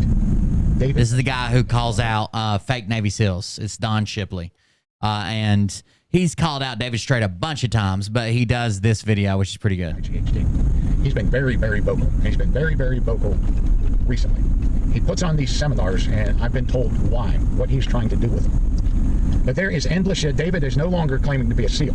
He is claiming to, he's still, you can find the SEAL claims up there. I've been in a text war with him. He will not take the phone call. But David, in a number of these videos, just says Bud's Class 140. Like everybody knows what that is. And for some he often says that he was, when I was in Bud's Class 140, which is SEALs training, right? But he is the big sovereign citizen guy. He does sovereign citizen seminars. Reason everybody does know what it is. He claims to be a former U.S. Marshal, on the Trump task force for child sex trafficking. All these things that you would absolutely struggle to prove, but people believe it. He's so convincing. And there is endless shit on him up on the internet about him being a fake. So what he does is he hosts these seminars to explain to people why you don't have to pay taxes. And a host of other shit. And one of the guys inside that turned on David told me he starts this to get you afraid of things, that you're wanting the good old days. You know, this whole Trump is out, Biden's in, everything is changing, going to socialism, all this. He freaks people out. And then when you get in trouble, it's surprising how many people that have attended his seminars have taken him at his word, and you go to jail. And then who do you call from jail? You call David. And David will come to your rescue for a price. And he never... For the right price. He can't do it. So you'll... Yeah, he does the NESARA. He did an announcement. He was the one... He was one of the first people that announced that there was a nuclear plane or something up in the air, and the guy said that he got orders to... that his orders came through like on a fax machine kind of deal. Like he related it to like a fax machine orders that come through for him to stand to, like he got orders like every so often that they're still in communication and we're still good. So don't fire the nuke. And if he doesn't receive those orders, he's supposed to fire them. And that the orders were coming from Trump, not Biden or some shit. Pay him out the gift. You are so fucked all the way around. But this is the strange part of what might raise eyebrows to people. Good for you. Good for you. If you ignore, now I have been verifying him steady for people. There are a group out there that just refuse. By the way, this isn't the guy. He's talking about David Strait. He showed a picture of him. This is Don Shipley. Don Shipley basically has made his name verifying Navy SEALs. There's not a whole lot of Navy SEALs. Compared to like every other branch of the military or section of the military, subsection of the military. And most Navy SEALs know other SEALs because they're such small units. So he goes through, when someone claims to be a Navy SEAL, like Mike Jaco, he goes through and verifies that they are a Navy SEAL. They left under honorable conditions. They did this training. They were this group, blah, blah, blah. And he's exposed a bunch of fake Navy SEAls. To buy into his bullshit. There's an equal number that don't. But when you search his name, you'll see these people calling him out and this fake fraud, this charlatan shit, and people still go for it. That's how convincing he is. So I've been wanting to do something on him. I've got these series of text messages where he apologizes deeply for claiming to be a SEAL in the first place that he never was. And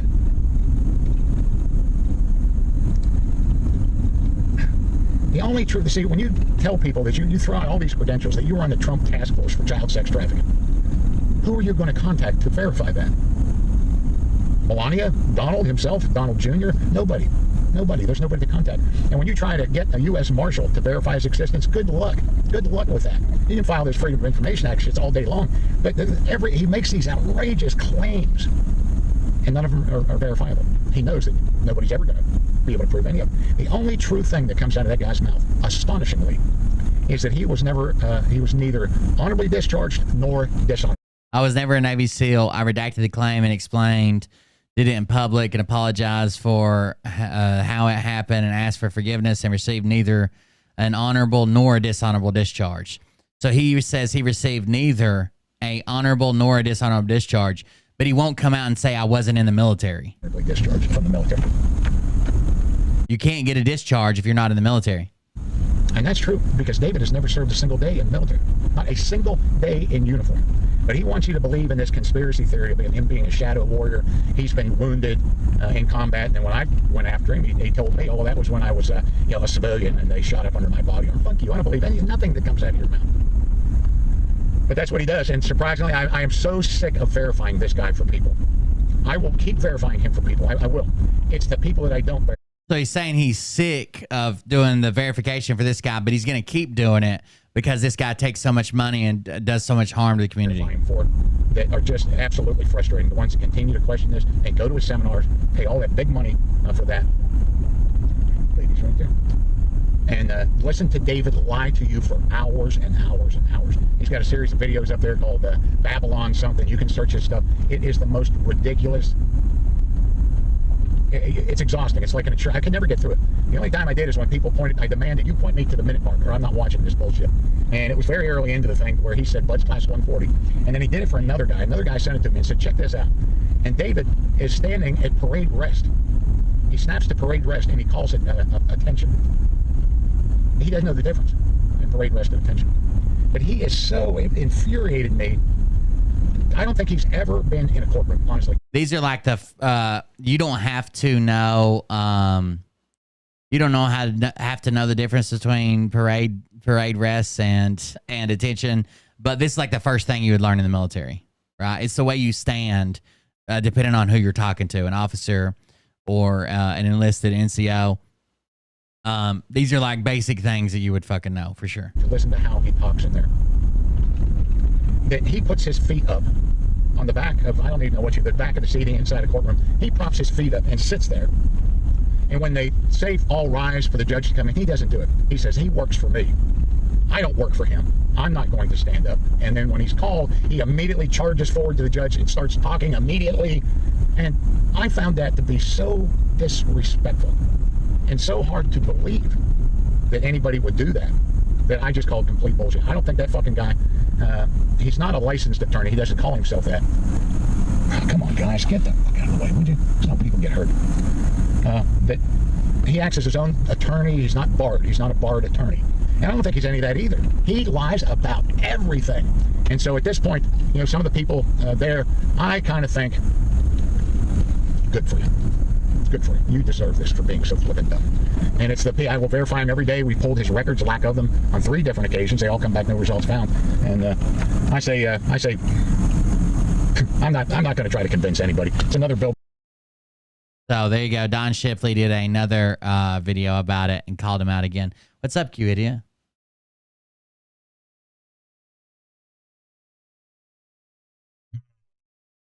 Interesting. He'll figure it out in a second. All right, back to sovereign citizens. Oh, there he is. What's up? Hola. What's going on, buddy? I just heard a cow. You heard a cow, or you heard? I heard a cow in cattle? the woods. I heard a cow mooing in the woods. Uh-oh. You need to go I think hunt there's it. a cow out. I think thought I'm you going to have to go. I thought you fought possums or coons or something. There's no possums or coons anymore. There's owls and cows. Ooh, you think they'll team up? Yes, they're coming to get me. What you been into, buddy? Oh, just relaxing in Shangri-La. That new house is nice, ain't it? It is nice. Yeah, I like that video. We still need to show that video, by the way, but we'll do it when we're on an actual Patreon show. But yeah, that's pretty cool. It's a nice place. Yeah, I did. I was messing around in the accounting, and we built it for less than $100,000. Oh wow! Yeah, I'll send you the plans. Yeah, that's pretty nice. And you ended up not going with it. You were going to do a barn dominium, but it just took too long to get them, right? You just stick built it. Yeah, we just stick built it, but it's still inside. It's still a barn dominium. It's got huge storage in the front, and then my actual the way to get into the house, the main way to get into the house is in the back. So I have living quarters in 1,500 square feet of it, and then I have storage in 1,500 square feet of it. And I can't park my Jeep in the garage because my brother put his jet ski in there. So I'm thinking about selling it. The jet ski. Yeah, just sell his shit. Get rid of it. Yeah, I don't know where it is. It got lost in all the storage area. It did. I mean, he's got it so wedged in there, I'll never get my Jeep in that garage. Did he get a crane and cut the roof off to get it out? Pretty much. He, my cats lived in his garage while they were building the house, and he thought he was going to have to repaint the garage because the cat stunk it up so bad. But he got it cleaned out. He didn't have to paint it. I told him to white vinegar and water the garage, and he did, and it took the smell out. There you go. Yep. That's a life hack for sure. It is. White vinegar cures the urine. Takes the urine out. How many cats you got? 5. All did you get them all at once, or you just collecting them, or what are you doing? My sister-in-law kept going to the shelters and getting cats, and they kept moving to places they couldn't have animals. So I'd get them one by. I got 1 at first, and then I got 2. And then her and my niece wanted to breed Bengals. And so they went to Dallas and got a Bengal cat. And my sister-in-law, being the crazy person that she is, my brother didn't go in the house whether he should have. She went in the house, saw the Bengals, picked the runt. I was like, that runt can't have babies. Right. And so that went to hell. And so the Bengal was scratching up their furniture and pooping in their bed and stuff. So they gave it to me. And then I had a cat that I rescued out of the neighborhood I was in. So only added 1 to the population. But that Bengal, I think, is cognitively disabled because when the tornado hit my house, when I came out of my hiding place, the Bengal was in the kitchen where I had like a dry bowl of cat food where all the cats could eat out of it whenever they wanted to. So she's on the counter eating cat food, and there's a pine tree in the kitchen. And I'm like, do you not see that tree? It's like the house is going to fall down, and you're up here eating food. He's hungry. Jim says Q Idiot is my favorite old cat lady. That's right. I tell you what, when I go, they're not gonna check on me. They're just gonna find the cats are gonna have full bellies. That's right. They're gonna eat your body. We did the same thing to my parents. That's why I can't fathom getting rid of my dog Gilligan because first of all, Mariah wanted him and got him from the shelter, and we had him in a place where we weren't allowed to have pets, and we hid him for a long time. But then we got busted, and so we had to. My mom and dad kept him for a long time, for like 2 more moves, so like a couple years probably, and then we got him back. But mom and dad had him for a long time. Now that my mom and dad's gone, we got to hang on to Gilligan. But he's getting old. We've had him since we bought him when he was 1 year old, and it was in 2009. So he's getting old now. He's all gray headed and about blind, and he's deaf. He's wild. Oh yeah, when my place up in Little Rock, I wasn't supposed to have pets, and I had those 5 cats. And when I left, when I was moving all the furniture out, my landlord came in there and he saw that carpet tore up, with the doors where they like to, if the door's closed, they like to try and get in the other room. He goes, "Do you have cats in here?" I was like, "Oh no." I get drunk sometimes and tear shit up. That's right. Yeah, I was down there trying to replace the carpet. I peed in there a couple of times. That's probably right. It smells like a cat's been in there. Oh. Scratching at the doors. Yeah, I haven't figured out how to use doorknobs yet. I just scratch at them till they open. Right. That's right. Oh, that's funny. I'll let you get back to it. Yeah, man, you're good. Thanks for calling in. Hey, you bet. All right, see you, bud. Bye. You idiot, everybody. You idiot. Some of you guys have not been around long enough to probably even hurt. He calls in every time we do something like this. He's usually one of the people that call in. Everybody else is afraid. But he calls in quite a bit, but we haven't done this in a while either. Like not live streaming at the same time. We usually do it. If we do it, it should be like a hangout or something without the video going. But that's cute. Anybody that's a Patreon member, if you're in Discord, it'll automatically, as long as you got your Discord account linked to your Patreon account under settings, then it'll automatically let you into this room, and you can see me and Dr. J and Atsuko are all in the room if you want to come in and talk. I watch too many YouTube videos. They do, and I'm not one of them. I'm actually going to help rewrite some of the traffic laws. Sir, I need you to roll down your window all the way. Did you hear that? He's not a sovereign citizen, but he's going to help rewrite some of the traffic laws. That's why he's been picked by his Moorish lodge to help them reroute some of the traffic laws. Not part of the government. Do you want me to stack that state charge? Did that other cop did that other cop yell at him, "You're not part of the government"? Traffic laws. Sir, I need you to roll down your window all the way. I'm not part of the government. He told the cop, "I need you to roll down your window all the way," and he says, "I'm not part of the government."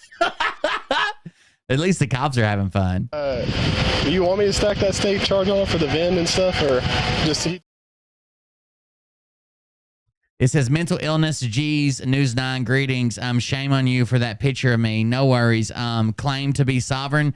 Do you see the comments below? Goodness, tough crowd. It's okay. I'm ready for the negative or positive responses from the people. As long as we loud, so be it. Now, I never claimed sovereign. How about an opportunity to hear it from me? Or show... God damn it, I thought I had it paused. Or show all the footage. Not laugh out loud. If not, I do understand. Who want to hear my side? The half clips is enough for some. No worries. I'll just address comments in every video I find. To the citizens, cheers. Oklahoma, stand up. Church? After a local news channel posted a 2-minute video from the incident, the man who was arrested posted a response to the station and to some of the people who had commented on the story. Show all the footage. Real World Police has you covered. Here we go. All the footage. We got it now. A 30-minute interaction here.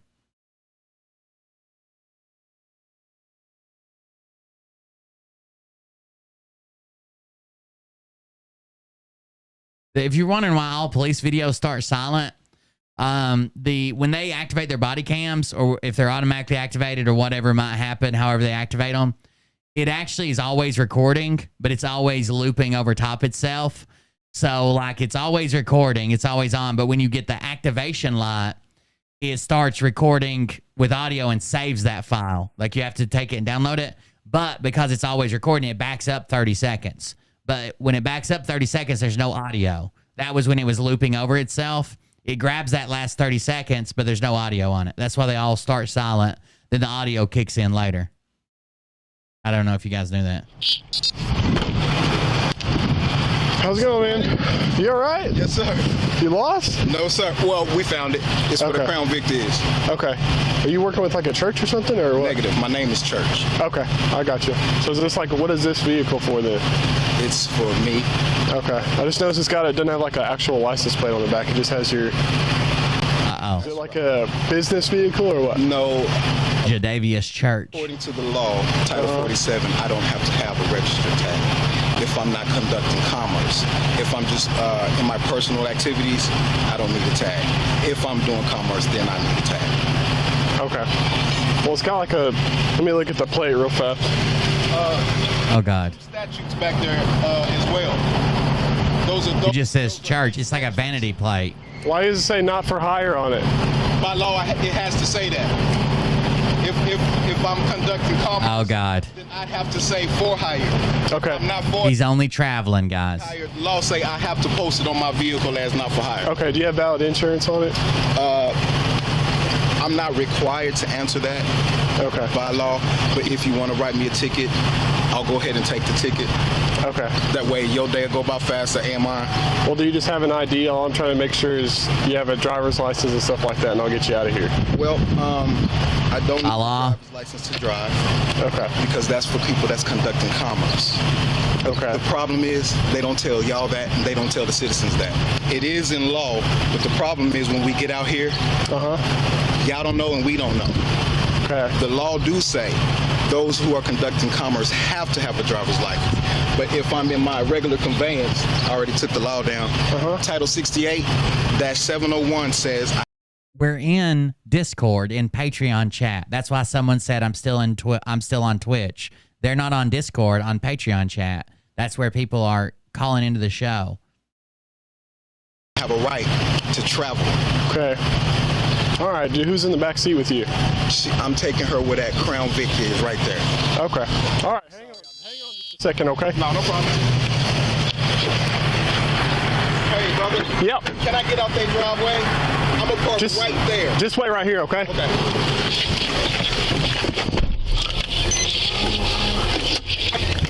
He's not moving nowhere.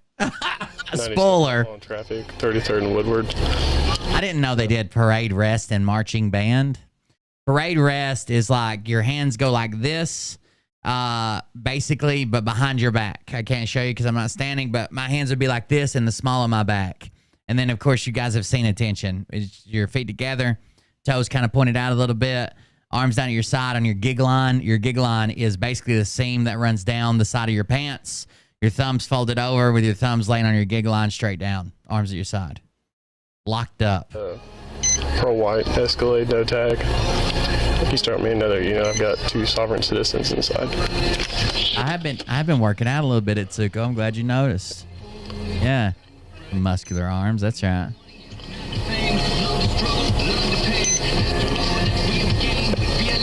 Incident assigned. You listening to rap music? Your call has been updated. I wasn't going to say nothing, Tsuko, but I was thinking about telling you to hop up here and crow. Like a damn banny rooster. What do you mean? He's just not one to...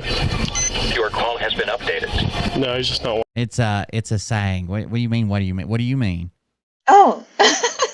So like a rooster will hop up like on a tree limb or like a fence post or something. Right. So it means like you got like a solid arm. So you say like hop up here and crow like a rooster. Mm-hmm. So you were complimenting my arms. I didn't know. Mariah's gonna get jealous. So yeah, that black gentleman's arm was very nice. So I thought, I meant you too. Yeah, I know you did. I know you did. Want to give me his ID or anything like that, so he doesn't recognize our government.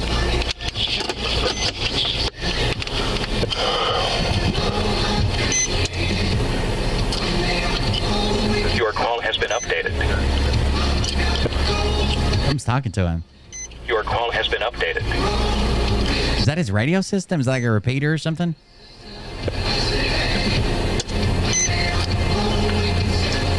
Your call has been updated.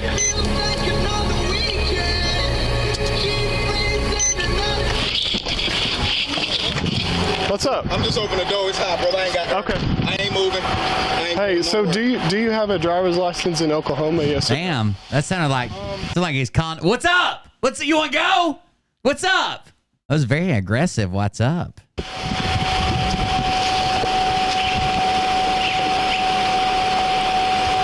They're just coming to help me out. You don't even need no help, bro. Okay. It's just me and you. I know. I'm just asking if you have a driver's license on you. Did you get his information yet? He won't. Sir, you need to step out of the car, please. Okay, but can we on and high? Okay. Step out of the car. I think he said something about his kids. It's bleeping it out automatically. He has to be saying something about the kids in the back, and he said it's hot. Not a problem. Try and put your hands right behind your back. Put your hands behind your back. Put your hands behind your back. Okay. Just going to detain you right now until you figure out who you are, okay? Okay. Hey, no problem. Do you have any ID, man? What happened to your cuffs on?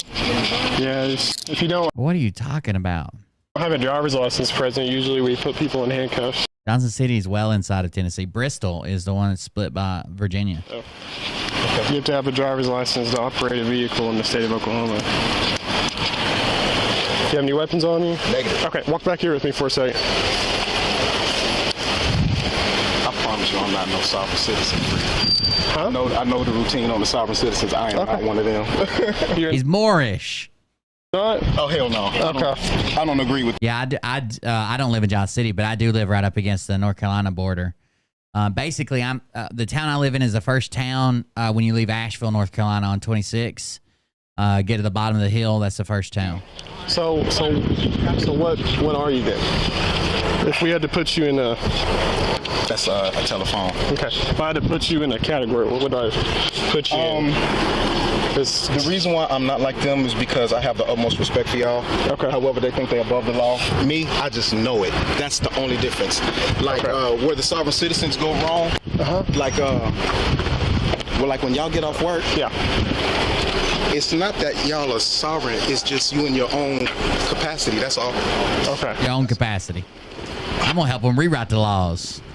You wait till you see this. I'm gonna help them rewrite the laws. Over there and just kick your feet across the seat. It'll be a lot more comfortable. I appreciate you. Yep. That's a pro tip right there. If you ever get arrested, it's super uncomfortable to have your hands handcuffed behind your back and you're sitting on them.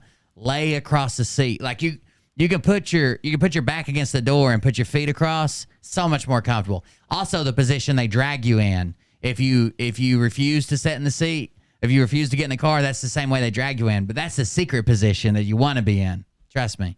Spend a lot of time in police cars while they're investigating a homicide or whatever. No, I don't. I stopped because of that tag. It says, like, it's got state statutes on it, and it says not for hire on the back. And so I said, do you have a DOT number? Huh? Oh, my gosh. Not for hire is for a personal commercial vehicle. It's not for a private vehicle. So you would put not for hire on like a trailer or a wrecker or something that you use that people would think, oh, that's heavy equipment. That's a business. But you don't want people to call you. So it's like a commercial activity that you do privately. So like we used to have some trailers. I don't think we have any of them anymore, but we used to have some gooseneck trailers and stuff that people all the time would be trying to flag us down and ask us if we'd haul their buddy's Jeep to their other buddy's house so he could weld on some whatever.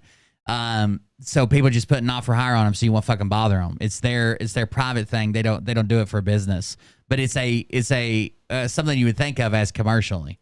This license plate right there is no, that's a statute 47. Yeah. And he says it says church, not for hire. And I said, are you working with the church? Do you have like a DOT number or something? And he was like, no, I don't. Statute. It's for license plates. He said he doesn't have to have one because he's not doing anything in commerce. I think it's funny they all know about sovereign citizens. So it's got no VIN on it at all. No VIN. The vehicle's an altered VIN's a felony. Ooh, so it's got no VIN. He has either removed the VIN plate or sometimes they'll grind them down. Newer vehicles you can't grind down anymore because they used to be like laser etched on there and you could grind them smooth. Newer vehicles, they stamp them in there so you can't grind them down. If you ground them down, then you would just be missing all the numbers, basically.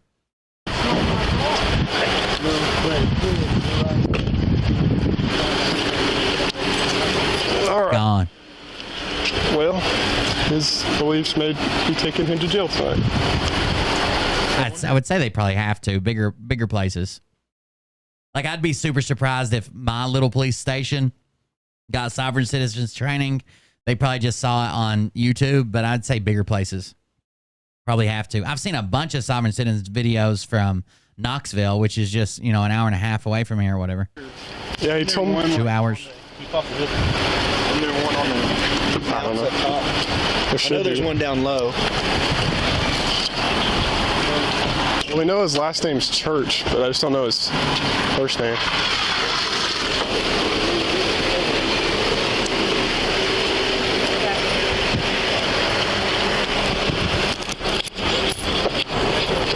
All right, So you said your last name was Mr. Church, right? No, that's what they call me. Let me give you my government.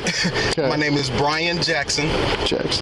My government name, Brian Jackson. Yes, sir. Brian. Okay. Is it, how you spell your first name?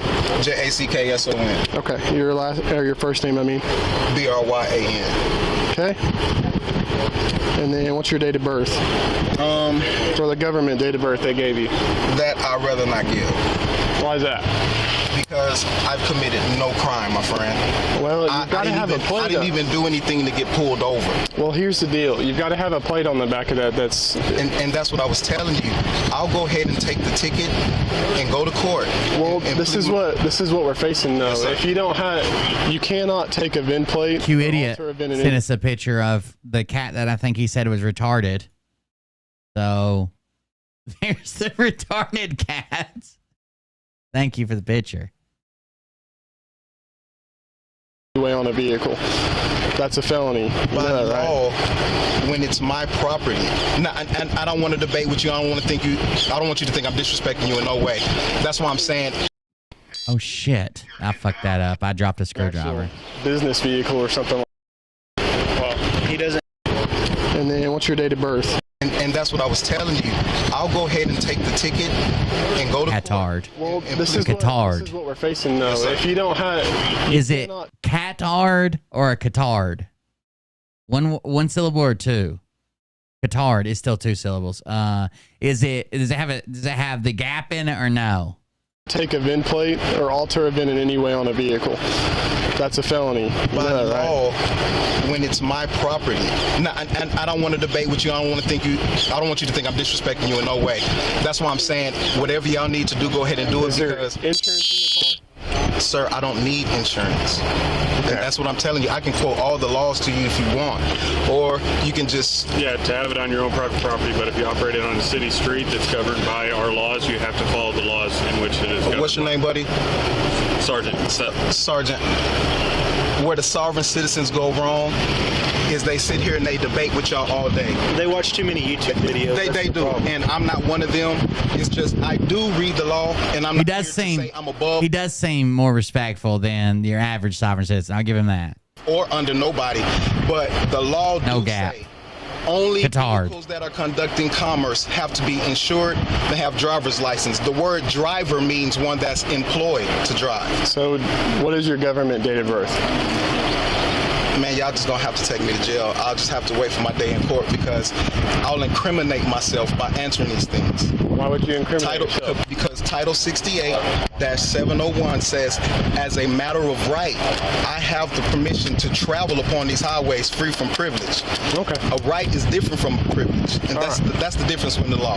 That's all I'm saying, y'all. I'm committing no crimes. I have the utmost respect for y'all.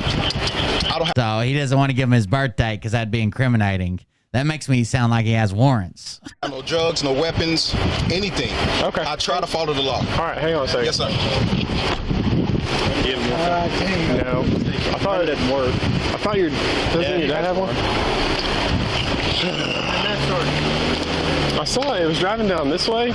It stops in the middle of the intersection, and I'm just sitting there watching it. He like backs up and does like this 3-point turn, drives down there. So I follow him down there, and I start looking at his tag, and I'm like, there's no tag on it, and it says not for hire. So I thought maybe it was like an actual business vehicle or something like that. And he pulls into a driveway down there and turns around and comes back this way. He's just like driving back and forth, and I finally stopped him, and I don't have to have his driver's license. Damn, he might have got away with it too if he wouldn't have passed the cop 4 times. Did he say he lived there or something? No, he doesn't live there at all. He's trying to make another U-turn again.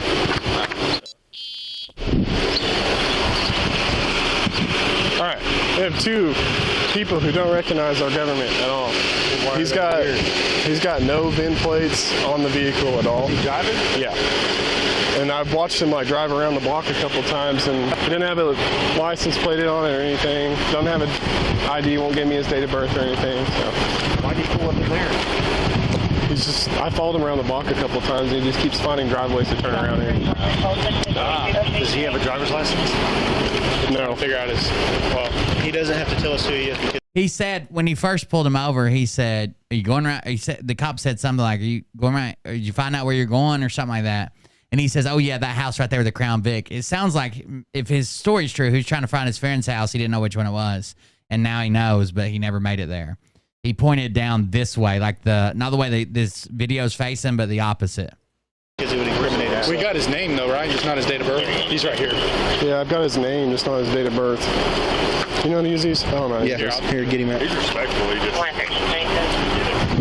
He's not sovereign. Step out here, please. Okay. Face the car. You can come out.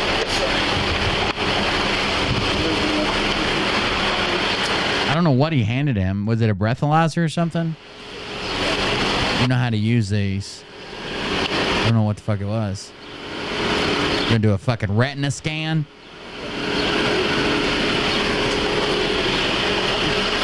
He started quoting those laws and stuff, and I was just like, you know how sovereign citizens catch you off guard, and you're like, man, do I really not know the laws? And I was like, no, you're totally wrong. You know how sovereign citizens that catch you off guard, and you're like, do I not know the law? Am I the retard here? No, it's you. Yeah, I was like, you're totally wrong.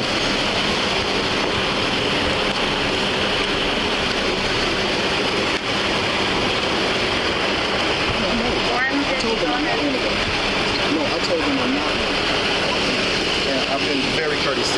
Yeah, you said you were. Oh yeah, I'm not like that at all. So there's 3 levels of sovereign citizens, and he's not an extremist. He's a level 2. So what did he say? What did he say to you? Well, I stopped him for the tag, and I said, hey. Yeah, it's already an arrestable offense to be driving around with an altered VIN in any way, shape, or form. So like, even if you just change a digit of it or what, yeah, he's done. He's going to jail. Do you have a license and insurance? And he said, by the government and stuff like that, I do not have to have any of that. Look at this license. I said, well, you don't have a license plate, and he was like, I don't have to have one. Statute 47. Yeah. Hey, the VIN's pop stuff. Yeah, he didn't have a VIN on the vehicle at all. Yeah, put a hold on it. Still there. Okay. Put a hold on it for auto theft. He said the rivets are still there. And it's a felony for driving around with an altered VIN. Okay. Did he pop back up in that system? He's working on it. Who's the other person? She's in there. Is she the same way? No hit. Okay. Hey, is she the same way? No, she gave him name and date of birth. Okay. I got like an instant. He said no hit. Maybe he was running him for a warrant, and it's just some type of handheld computer or something. I don't know.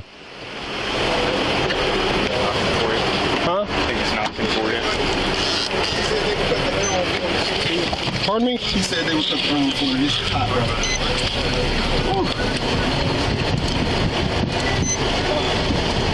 Oh man, that's heavy. Oh, that's heavy.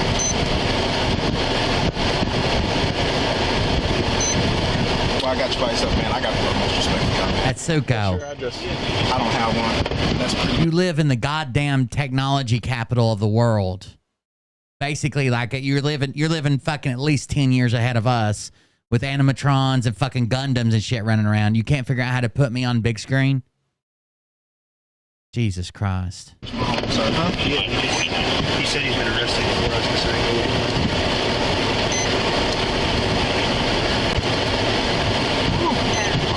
Because gonna say. my TV is old. Your TV's old. Yeah, it's a Hitachi. Don't you live right down the road from like the largest electronics supermarket in the world? Not down the road, but yeah, you got a tiny little rice cave, but you don't have a TV that'll let you cast from your phone. No, I don't even know how to do it. Yeah, that makes sense. Have you ever seen that meme on the internet where it says if you drop your phone in water, put it in a bag of rice, and overnight tiny little Asians will show up with their tiny fingers and fix your phone? No. Well, that's a good one. You should look it up sometime. That's a good one, yeah. You need a new TV. I thought the rice would absorb the water. I thought that was that's actually a lie. It doesn't really work. There's stuff called desiccant, which is like it's a generalized term for like the stuff like silica's one, like those little packets that say do not eat when you buy something. You know, they're in there to keep it dry. Oh, yeah, I know that. They make there's different kinds of desiccants which absorb moisture, and you can buy them online like in a tub, and you can set your phone in there and it'll dry. it'll dry stuff out, water or whatever.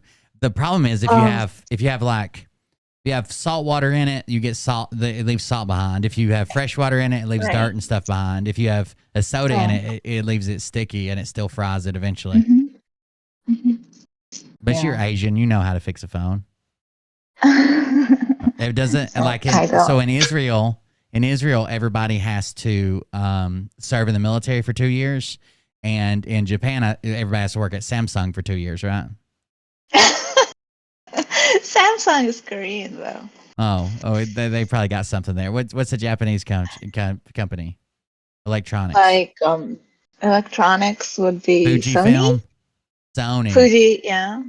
Yeah, see, that's probably what's going on. That makes sense.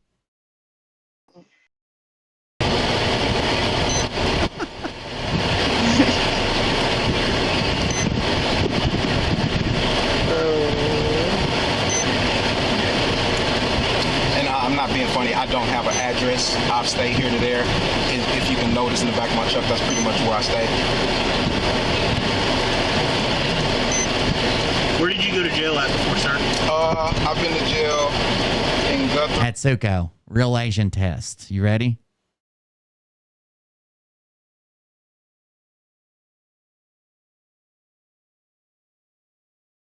Okay. What subjects were you best at in school? In Japan or in the States? Either. Okay. Math. Okay. You passed the Asian check. How many instruments do you know how to play that you never play? How long did you take violin lessons? None. Oh man, I don't know. You're definitely not Laotian.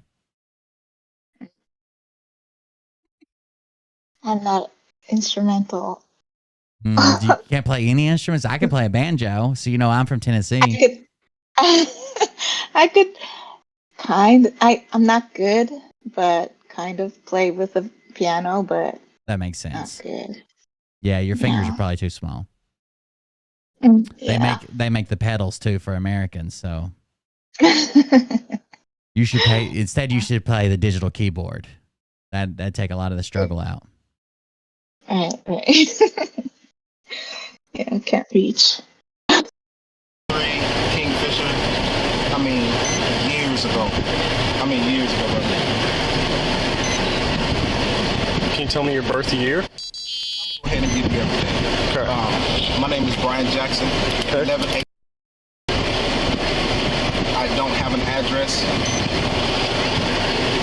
Just ask him his age. You don't have to have the birth year. You used to live in Guthrie, 418 South? Okay.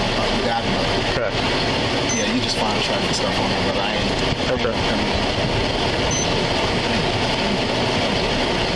What sucks is when you quote the law. Hold on. I think let me change some settings here. I think the noise cancellation is fucking with the audio in on the Discord. I see it cutting out, and it shouldn't be. Echo cancellation, no. Noise suppression, off.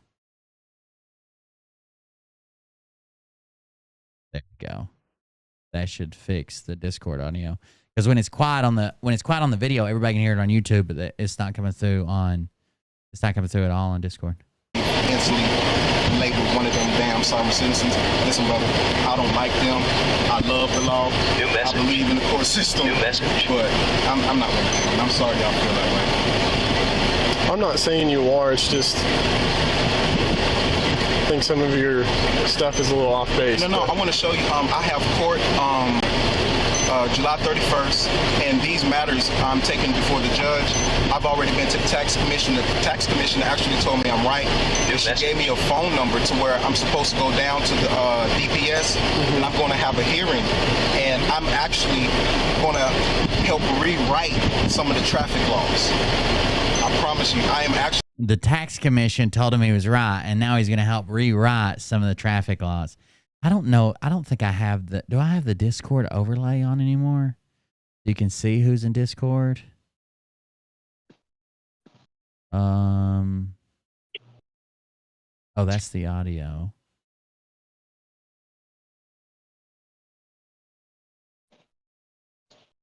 Are you trying to park? What are you doing? No, asshat. No, nobody's gonna come in here. You were supposed to sneak in at the end when everybody's already scared anyways. Can you hear me? Yeah, I can hear you. Can you hear me? Did you hear me call you an asshat? Yeah, I just No asshat. No, I parked already. I finished my when did you start parking? Last week. Okay, that makes sense. Hi guys. Why the hell is no one else in here? Are you guys afraid? Like Everybody's scared of me. The fuck? I haven't been doing anything but listening, but now don't jump in here now. There you go. How's New York? Cold, being overrun by weird shit in the city, and parking is horrible. So all around New York, it's great. I guess, right? I'm There you fucking go. know. I don't know. We should ask Eli with his fucking fake ass accent. Oh, bitch. How's your microwave hat? Oh, my tinfoil hat. My microwave, it hasn't gone off since I put it on my head. That's good. So, that'll protect you from those the brain waves, waves right? they're sending out. Maybe it'll help me bring in NESARA. I don't fucking know. Who knows? But I'll let you know if the money hits. Never Ching, can tell. ching. You never know. Never know. Are they gonna throw this guy in the slammer? I don't understand these people with not giving the date of birth.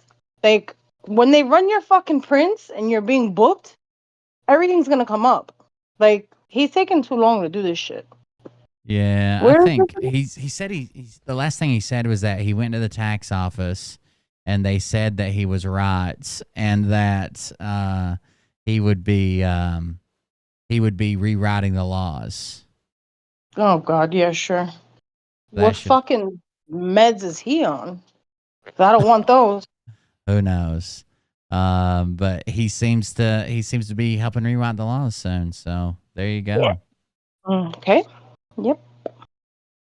Hi, Q idiot. Why are you not saying anything? I thought you saved your voice. Did I miss the part where you spoke?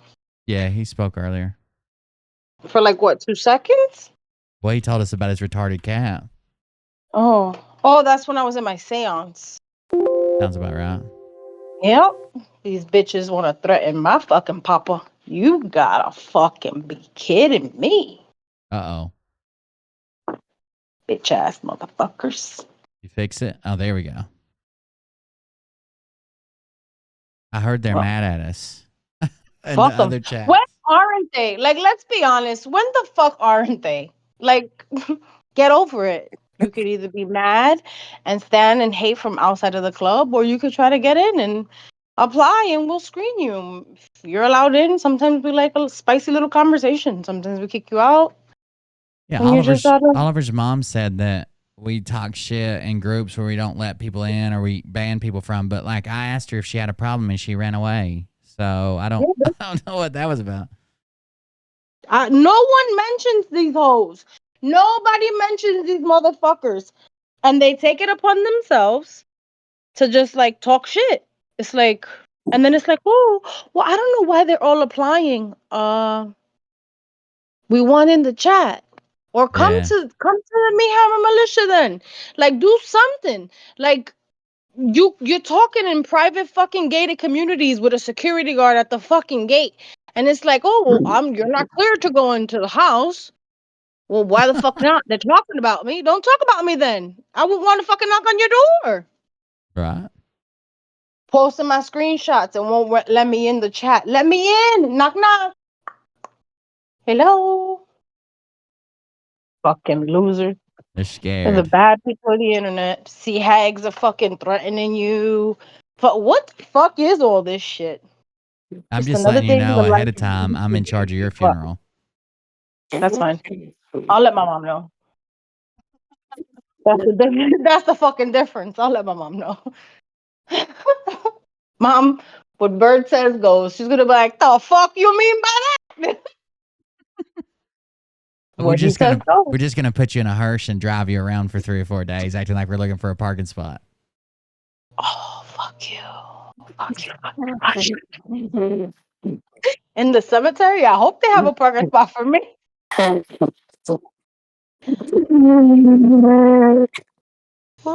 Spicy? Who's What was idiot? that? What the fuck? Oh, that was broke up. You idiot. Oh, I'm sorry. I was trying to make a fart noise. Oh, That it was didn't sound cutting in and like a out. fart. It sounded like you were making a retard, like the Great Value Chewbacca noise.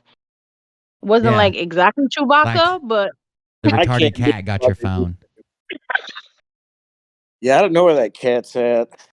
Where is that cat? All the cats are asleep. Now they're we're not. not. Bo- You know what I'm talking about. We're not boring your audience, right, Will? I don't know. They're usually Fuck you bored. mean? Read the chat. I can't read the chat. We went like 18 minutes yesterday when I was doing a dramatic reading that nobody commented. Shut the fuck up. It's because I fell asleep. Yeah. I'm like a fucking blue Everybody herring. fell training. asleep. No, everybody didn't fall asleep. Motherfuckers just be acting like they're too fucking deaf, dumb, retarded, and fucking drunk or something. I don't know. Hey, do you Atsuko remember is supposed to when, be here all the time, and then she pretends like she's got shit to do with her mom or her son. Oh no, Spicy! How dare you? Don't you remember when Travis fell asleep? And he knocked over all those beer cans when he woke up. Yeah. Good time. Yeah. I know there's Patreon members in chat need to come on in here. Yeah, they're scared. They're not gonna come in now. They Fuck should. that. If they didn't come in before when I wasn't in here, they're damn sure not gonna come in now. Oh, It's they gonna be ain't like one or two will trickle in, but that's about it. There's There ain't only no way they're about coming in with you. There's only about 35 or so Patreon members that have their Patreon and Discord linked. We probably need to do show people how to do it. But I know that some of these are in chat. I've seen some of them. We gotta show them again. Didn't I do like a whole like? Oh no, that was on. Yeah. What the fuck did I show them how to do? You showed them how to have what the different channels were and how to join Discord, but you have to link your Discord and Patreon accounts together to get access here. Well, I guess it's Mod City and Q Idiot. Bubble guppies, bubble guppies. How long do you think this guy's never been doing stops jail? talking. I love it. I love the sound of her voice. It's very soothing. Soothing and calming. And one day she's gonna actually tell you like fuck yourself.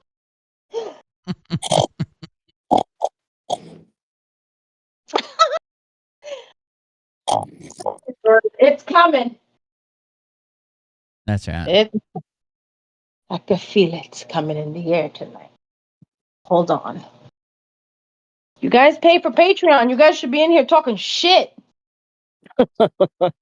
Your fucking chance to get them. You have them all to yourself to talk shit. Where you don't have a mod telling you, don't say that. Don't do that. Guys, this and that. You motherfuckers are top tier motherfuckers paying for this shit. Come in here and say something. The fuck? Just don't come in here with a fake fucking accent, because that's fucking disgusting. You trying to get people to yell at me now? Not yell at you, just like talk. Say something. Hey, not yell at you, because I'm in here. I'm gonna be like, all right, I don't give a fuck how much you're giving them a month. Shut the fuck up, don't yell at them. Hey, Yori's the scared straight of Patreon. We lock her in the Patreon room for 10 minutes with new members. Right. The fucking no. I don't want that beef. They start fucking dropping like flies. I get a little private message from Will. I'll be like, fuck. I haven't got one of these in a long time.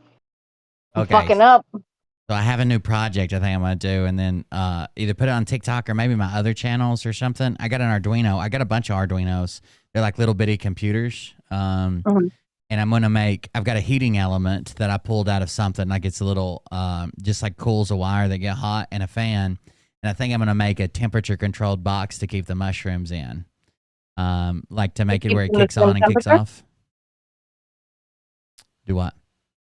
To regulate the temperature to keep it the same temperature. Yeah, to keep it at 75 all the time in that little insulated box I have. Because the mat jumps around too much. Sometimes I look over there and it'll be almost 80, and then sometimes I look over there and it'll be like 63. I can see it from the desk, but I think I can make one that stays within like 3 or 4 degrees.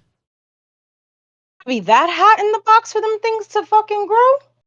Well, they say you can grow them just at room temperature, which is like above 65, like 68 maybe.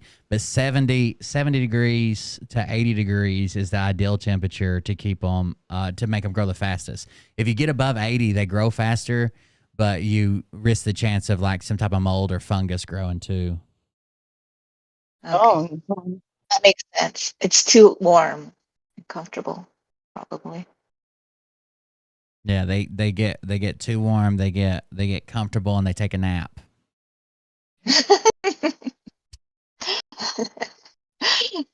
The seedling mat that I use to heat it right now is not actually made to heat air. It's made to like set down and set plants on top of it, but it's also like cheap. It was like $25, $20 or something on Amazon, so it doesn't do a great job.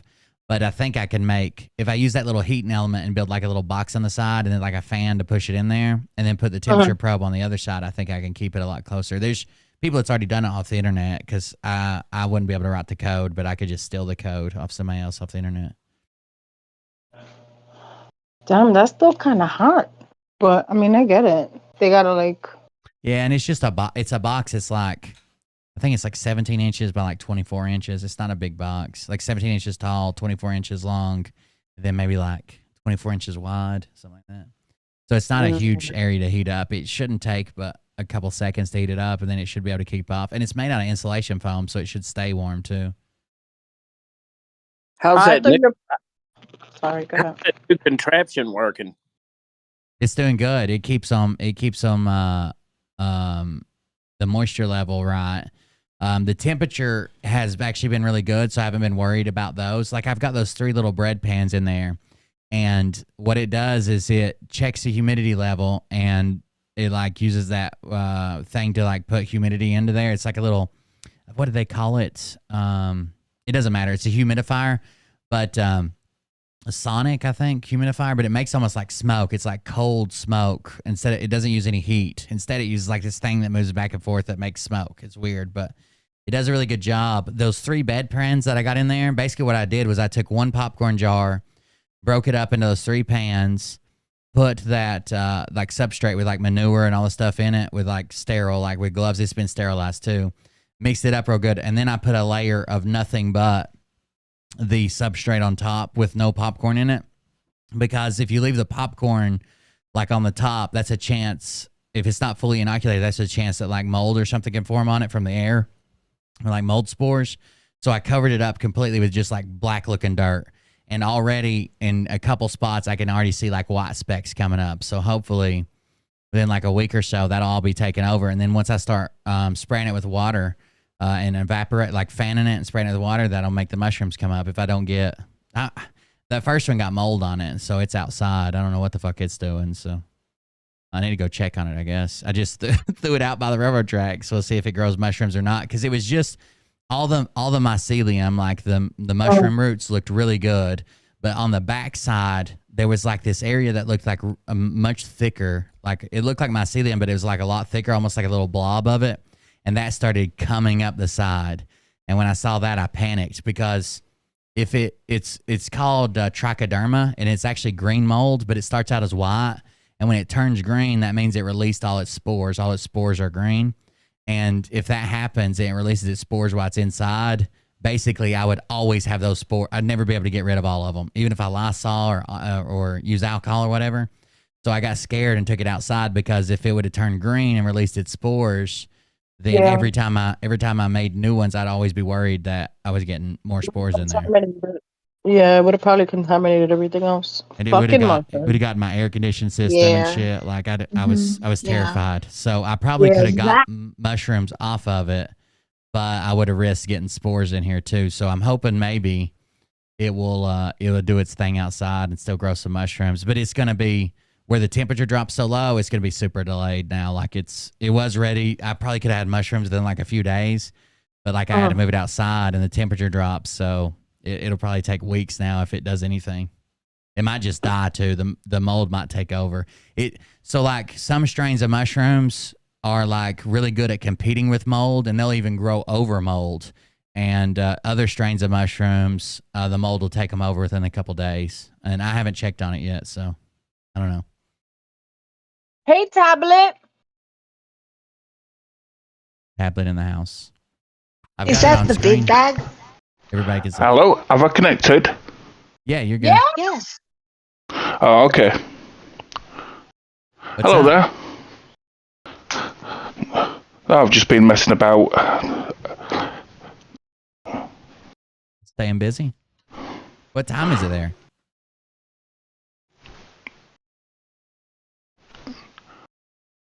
I need to mute something. I'm kind of like listening to things with about a 30 to a 45-second delay, and it's making me sound like a bit of a retard here because I'm waiting for responses here. Yeah, you're probably hearing me on YouTube, but yeah. So I don't know if that one outside will do anything, but the three I got inside, I can see like what I need to happen is the white to grow through that layer that I put no popcorn in, and then cover the whole cake. It'll cover it with like white roots, and then after that I spray it with water, fan it, and then mushrooms should start popping up. So I might not even have to spray it and fan it because the system kind of already does that. There's always a fan running, a little bitty fan, and it miss when the humidity gets low.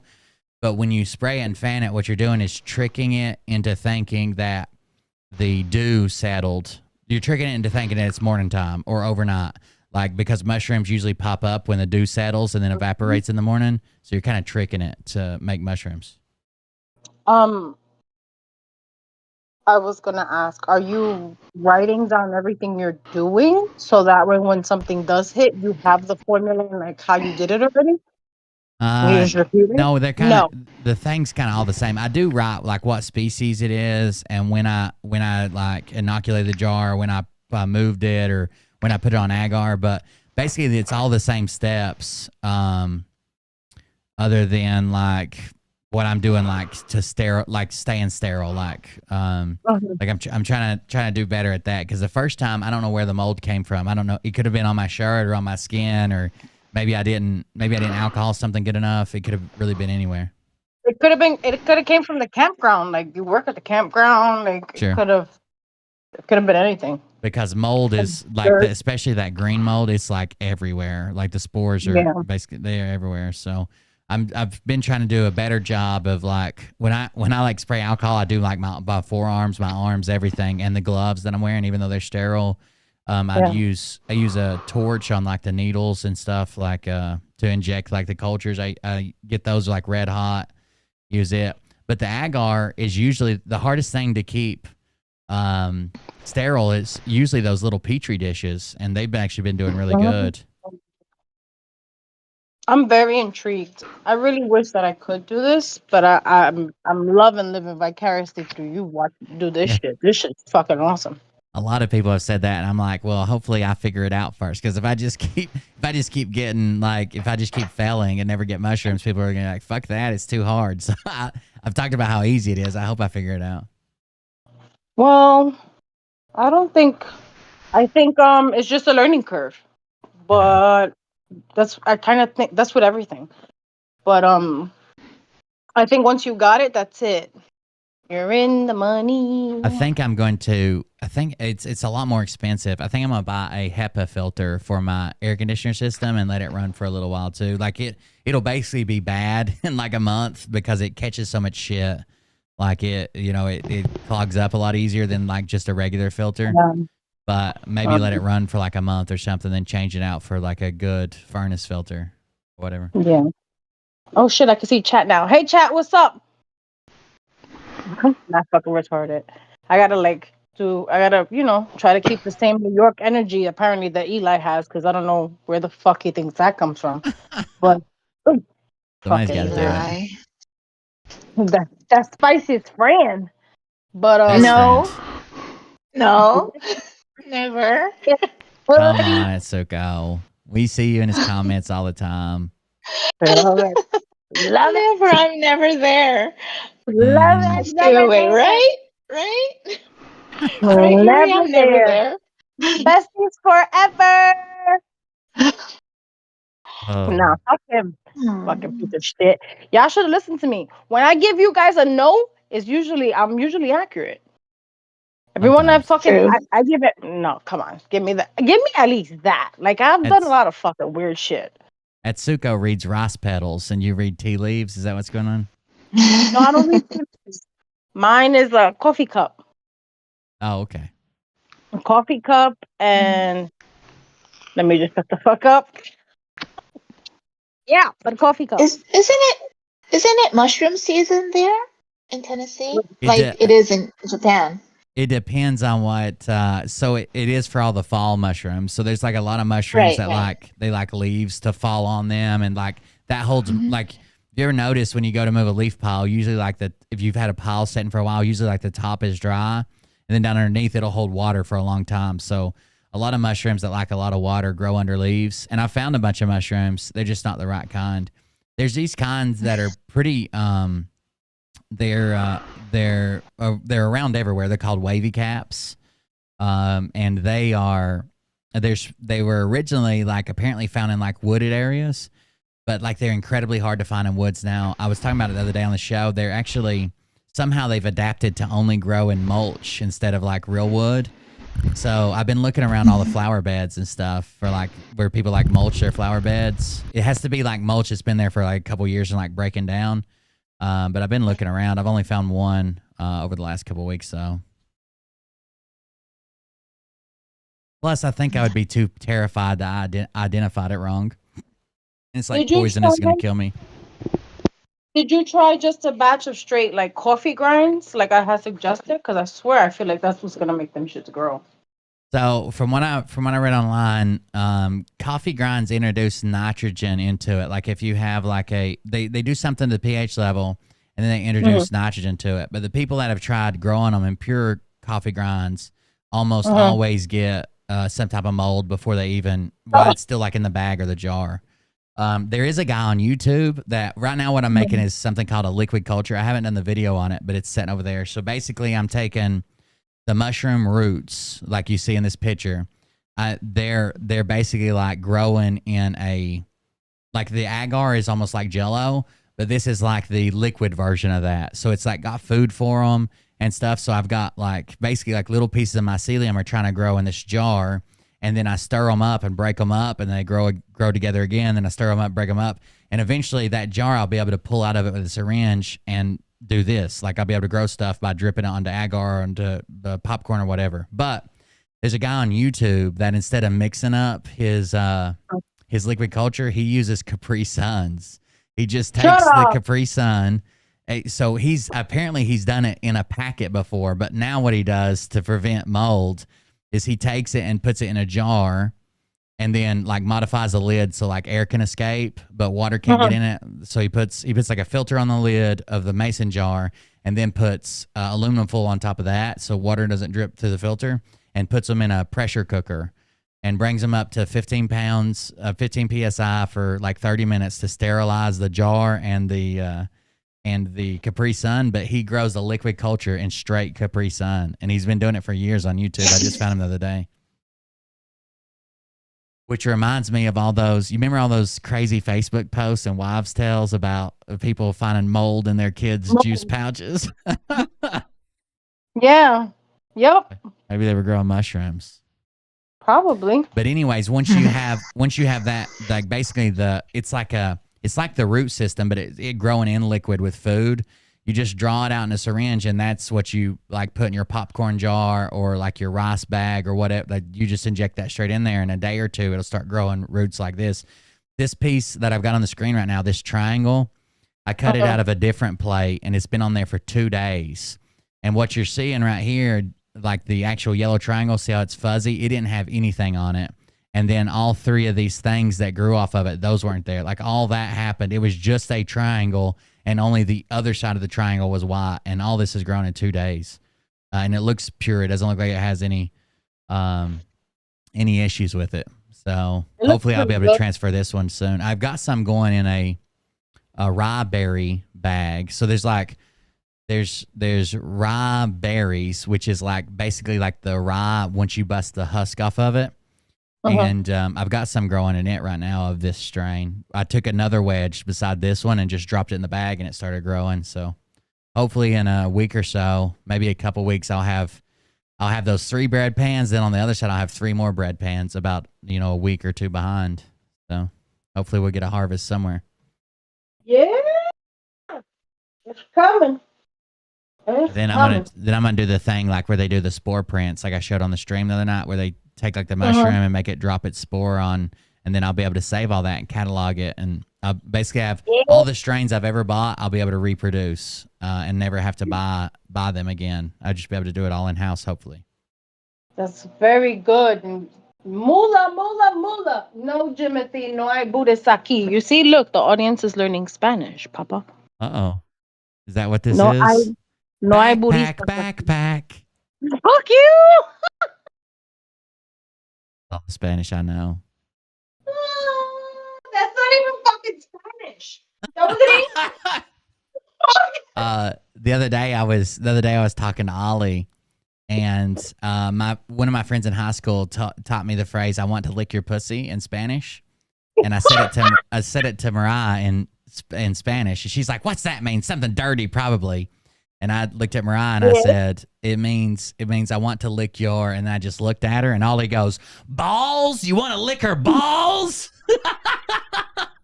It was so funny. And she's like, "Where do you know that from? What are you talking about?" And he's like, "I don't know."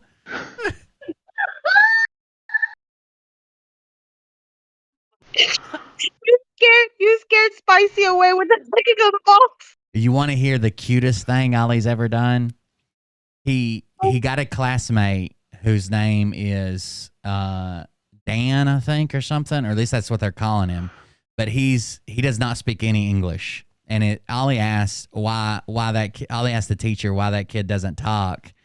And the teacher's like, "Oh, well, he speaks Spanish. He doesn't speak any English, but he's trying to learn, and soon he can talk to you." So Ollie went back to his desk and got out a slip of paper and a pencil, and he wrote down "Hola" equals hello, and then passed it to him as a note. Mariah cried when she heard it.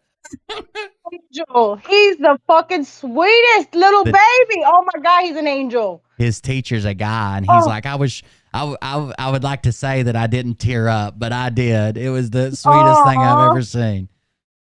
That is amazing. You're doing a good job there, Bird. Go ahead, Mariah and Will. Yeah, first living in a camper with a monkey orgy or whatever they said. What is that? Like, how do you know what a monkey orgy smells like? That's my question. Why the fuck do you know what that smells like? Weird. It's a weird comment.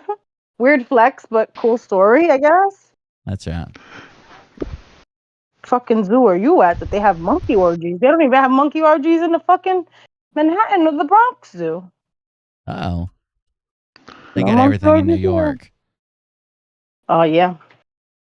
I have a new hat. It's a microwave. Hey, you know what's interesting? What's that? That kids on the spectrum have a gift of understanding the spoken word.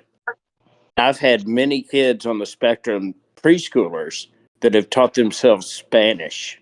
Oh, that's crazy. Just by looking on the computer, and this is way back in the day, so Ollie,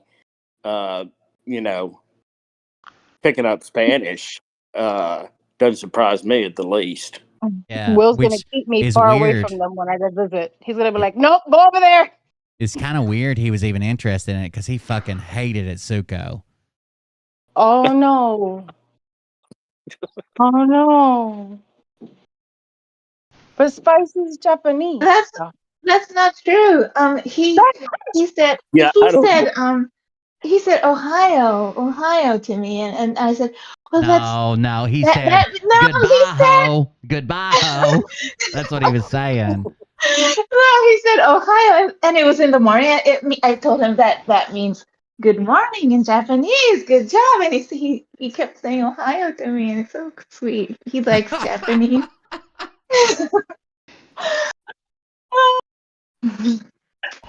Goodbye, ho. I never ever. Yo, we'll be saying the wildest shit. No wonder why people. No wonder why people fucking hate us because we don't give a fuck. Filter. What fucking filter? Who filter? The air fucking vents have filters, but we don't. Filter this, motherfucker.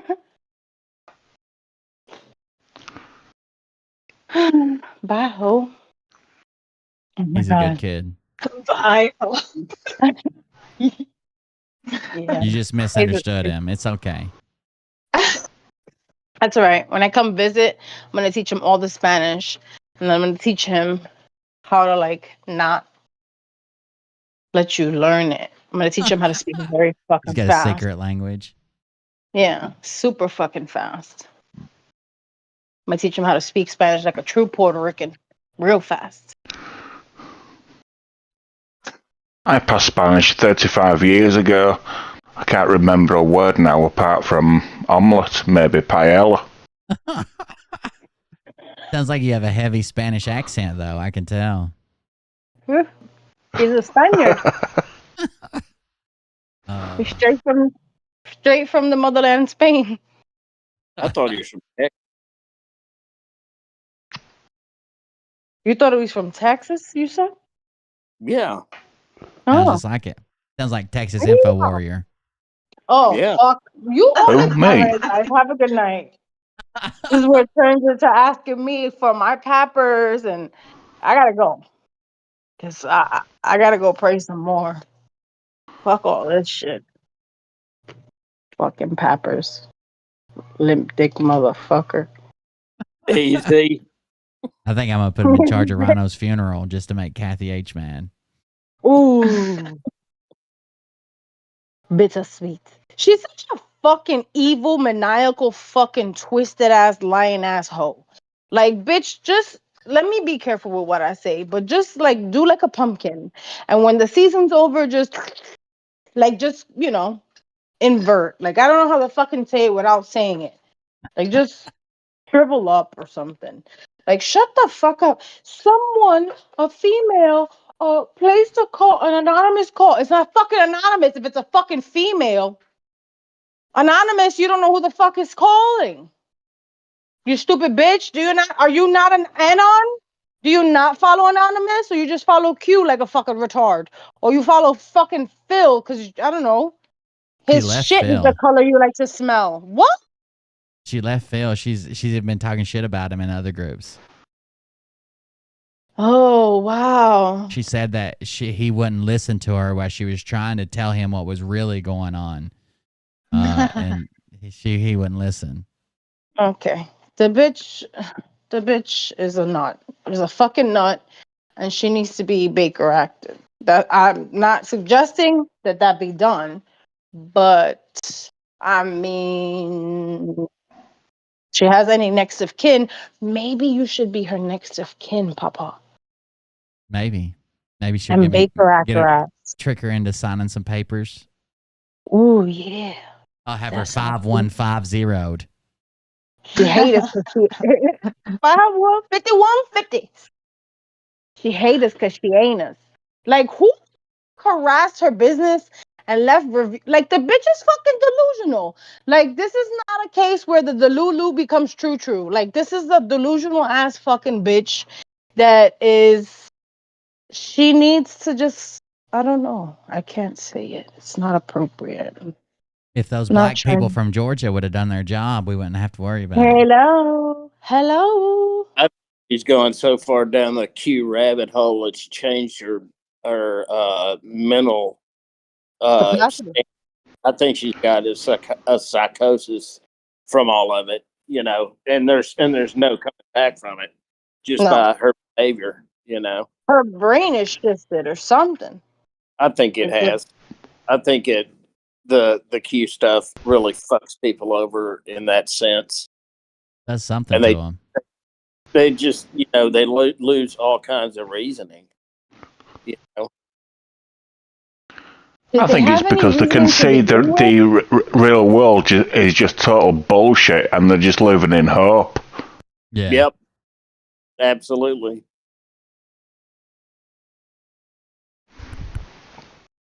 Well, fuck her. If I ever go to Florida, I'm gonna fuck. Not if I ever. When I go to Florida, if I decide to, I'm gonna fuck with her. I might Be leave a careful. roof. She knows where I live.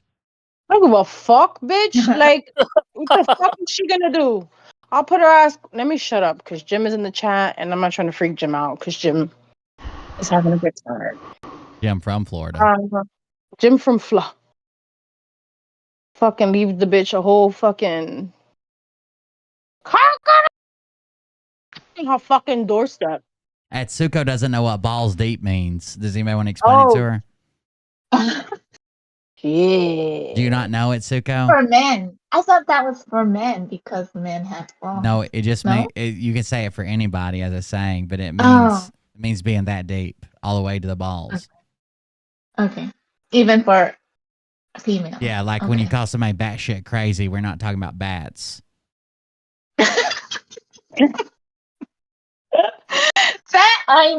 That I know.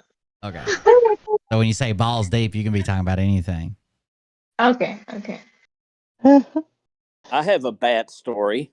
Oh fuck. It's story time with Q Idiot. So we had a bond about a month or two ago, and as we were walking away from it, as it was dying down, these bats came in, and these stupid bats flew over the fire, lost the lift, and fell into the fire. Oh, because the Two of temperature them. change thing? I guess it didn't give me a lift. It was like bat suicide. My niece was out there. She started crying. It's like, what the hell's wrong with you? You're in college.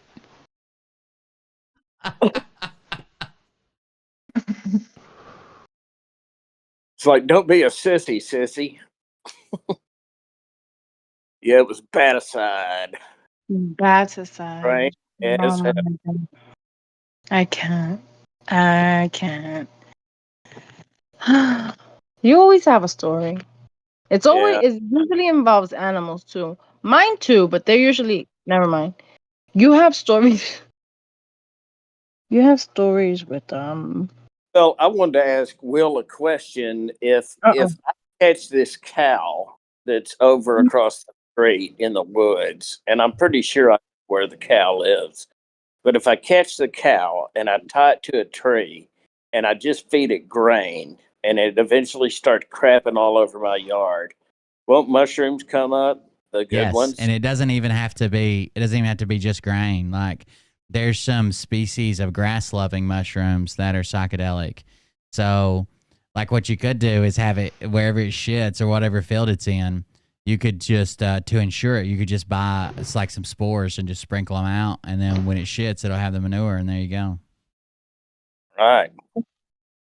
There is the guy that I can't remember what his name is because I haven't been doing this that long, but the guy they call like the godfather of like psychedelic mushrooms or whatever, his property, he's been transplanting a bunch of like when he grows like a brick of mushrooms, like the big bag or whatever, he digs a hole and just puts them on his property, and he's got like wild fucking mushrooms all over his property now. When I was a kid, I remember my cousins are like 10, maybe 15 years older than me. And so when I was a kid, we had grain-fed and hay-fed cattle on our farm. Yeah. And I used to see my cousins come out there with their friends and dig through cow shit. And I was like, what the hell are they doing? Why don't they just pick it up and throw it at each other like we do? That's But now I know what they were doing. So most people now, cow shit obviously is really, really hard to sterilize because it's shit. So most people don't have the stuff to like sterilize it at home. So they use cocoa core, which is like coconut fiber instead. But like apparently, if you want them to grow faster, bigger, stronger, then the actual manure, like obviously the bag I bought is like a mixture of cocoa coir, a little bit of manure, and some other things to like retain water or whatever. But actual like cow shit is what they grow like the strongest off of apparently, and the fastest. Yeah, but it's hard to pasteurize. Like you have to have like an autoclave, or you have to be willing to like ruin a pressure cooker, make like a cow shit slurry. But out in nature, you know, nature always kind of finds a way. So they'll grow right alongside mold. I don't know. It's weird how when you bring them in, it seems like it's so hard. But see, the difference is like it is a lot harder to grow them inside than it appears like they grow naturally. But when I grow mine, out of that little bread pan, I might get 30 mushrooms in one harvest. And when you find them on cow shit, you find like 1 or 2. So like it is harder to grow them inside, but we're growing them at a much higher level. Like we're forcing them to grow like it'll look like a forest of canopies. But when we were young, I used to find them on cow shit. They'd be like 1 here, 2 over there. Like you'd have to walk all day to get like a handful of them. But I'm gonna have quite a bit, hopefully, if nothing happens, out of one little pan, more than I could find in a day out of one of those little bread pans. Oh yeah, I do remember them being out there for hours. I mean, they'd come out around lunchtime and they wouldn't leave until the sun went down. Yeah, it takes a long time. There's another one called Liberty Caps, and they're a grass loving, and they're actually really easy to identify because they got like a nipple, like instead of having like a smooth dome, they have like the dome over the top, but like at the very center of it, almost has like a little nipple. Like it's not a rounded dome. It has like a little nipple spot on it. They're actually easy to identify, and you find those like all over here, like all over Europe, all over everywhere that's like, a little bit of ways from the equator, but still has like warm summers. You can find them in all kinds of cow fields. But again, they just don't grow a whole lot, and they're usually hidden by tall grass. So someone in chat just said they had an autoclave. I need the autoclave. Send it. I need a way to sterilize stuff. So would those shrooms still come up even after the cows and the shit were gone? Yeah. So basically, you don't need shit. You don't need popcorn. You don't need any of that to grow mushrooms. It's just so mushroom spores won't readily start just easily like falling on the ground. They find like when I grow my mushrooms on popcorn and they build that root system is basically tapping into the carbohydrates that are in that grain. Because when I move them to the box, they don't eat anymore. Like they have all of their nutrition. Like when I move them to dirt, they have all their nutrition already that's going to produce the mushrooms 3 harvests. That's going to grow the rest of the root system. That's going to make them pop up and grow to the full size. It's already in there.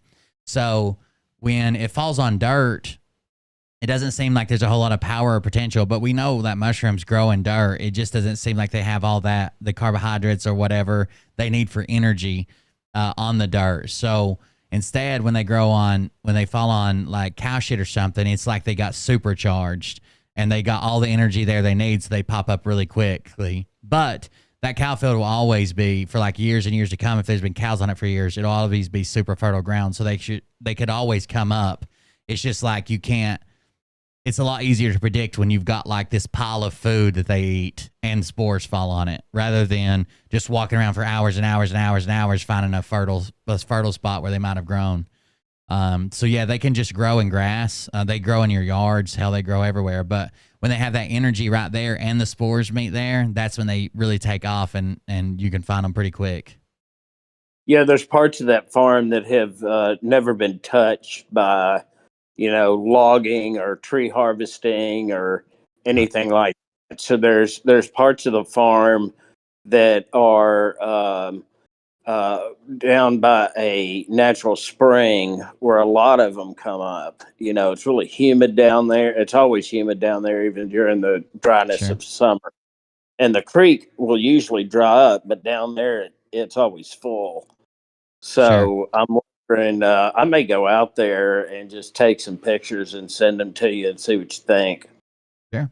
Even if I was growing mushrooms and I didn't pay attention to the humidity or the sterilization or whatever, like I'd probably get some mold and stuff, but I could still probably get like 1 or 2 mushrooms the reason like you provide them the food and the grain and the right substrate, the right humidity, and keep them at the right temperature and all that stuff is because instead of growing one mushroom, I want to grow 60 3 times. So right, if you naturally they'll just occur, but they won't occur like I'm gonna grow them in that box. They'll just occur like one here, a couple there, or whatever. But in the box, I hope to be everywhere there's a spot available. I hope to see a mushroom until it literally looks like a forest, like of canopies. So how does that when you eventually consume it? How does that help you as far as your mental state? Well, I mean, I'm not sure of like the route of action or whatever, but like I don't know, it opens me up to a place where I feel like I'm having like deeper thoughts and thoughts about stuff that I usually kind of block off. And almost like I don't know, I've had some pretty wild things, even about like life and death, like pretty wild thoughts that usually, like somebody asked me the other night if like obviously I wasn't doing good, and they asked me like if I wanted to talk, and I still can't talk about stuff like my mom and dad just because I like spiral out of control, and that usually leads to like multiple days of feeling like bad. But like on mushrooms, it's just like I don't know, it's like a more open topic. Like I can just be listening to like the other day I was just listening to like crickets in the river and shit, just thinking about like life and death, and it was fine.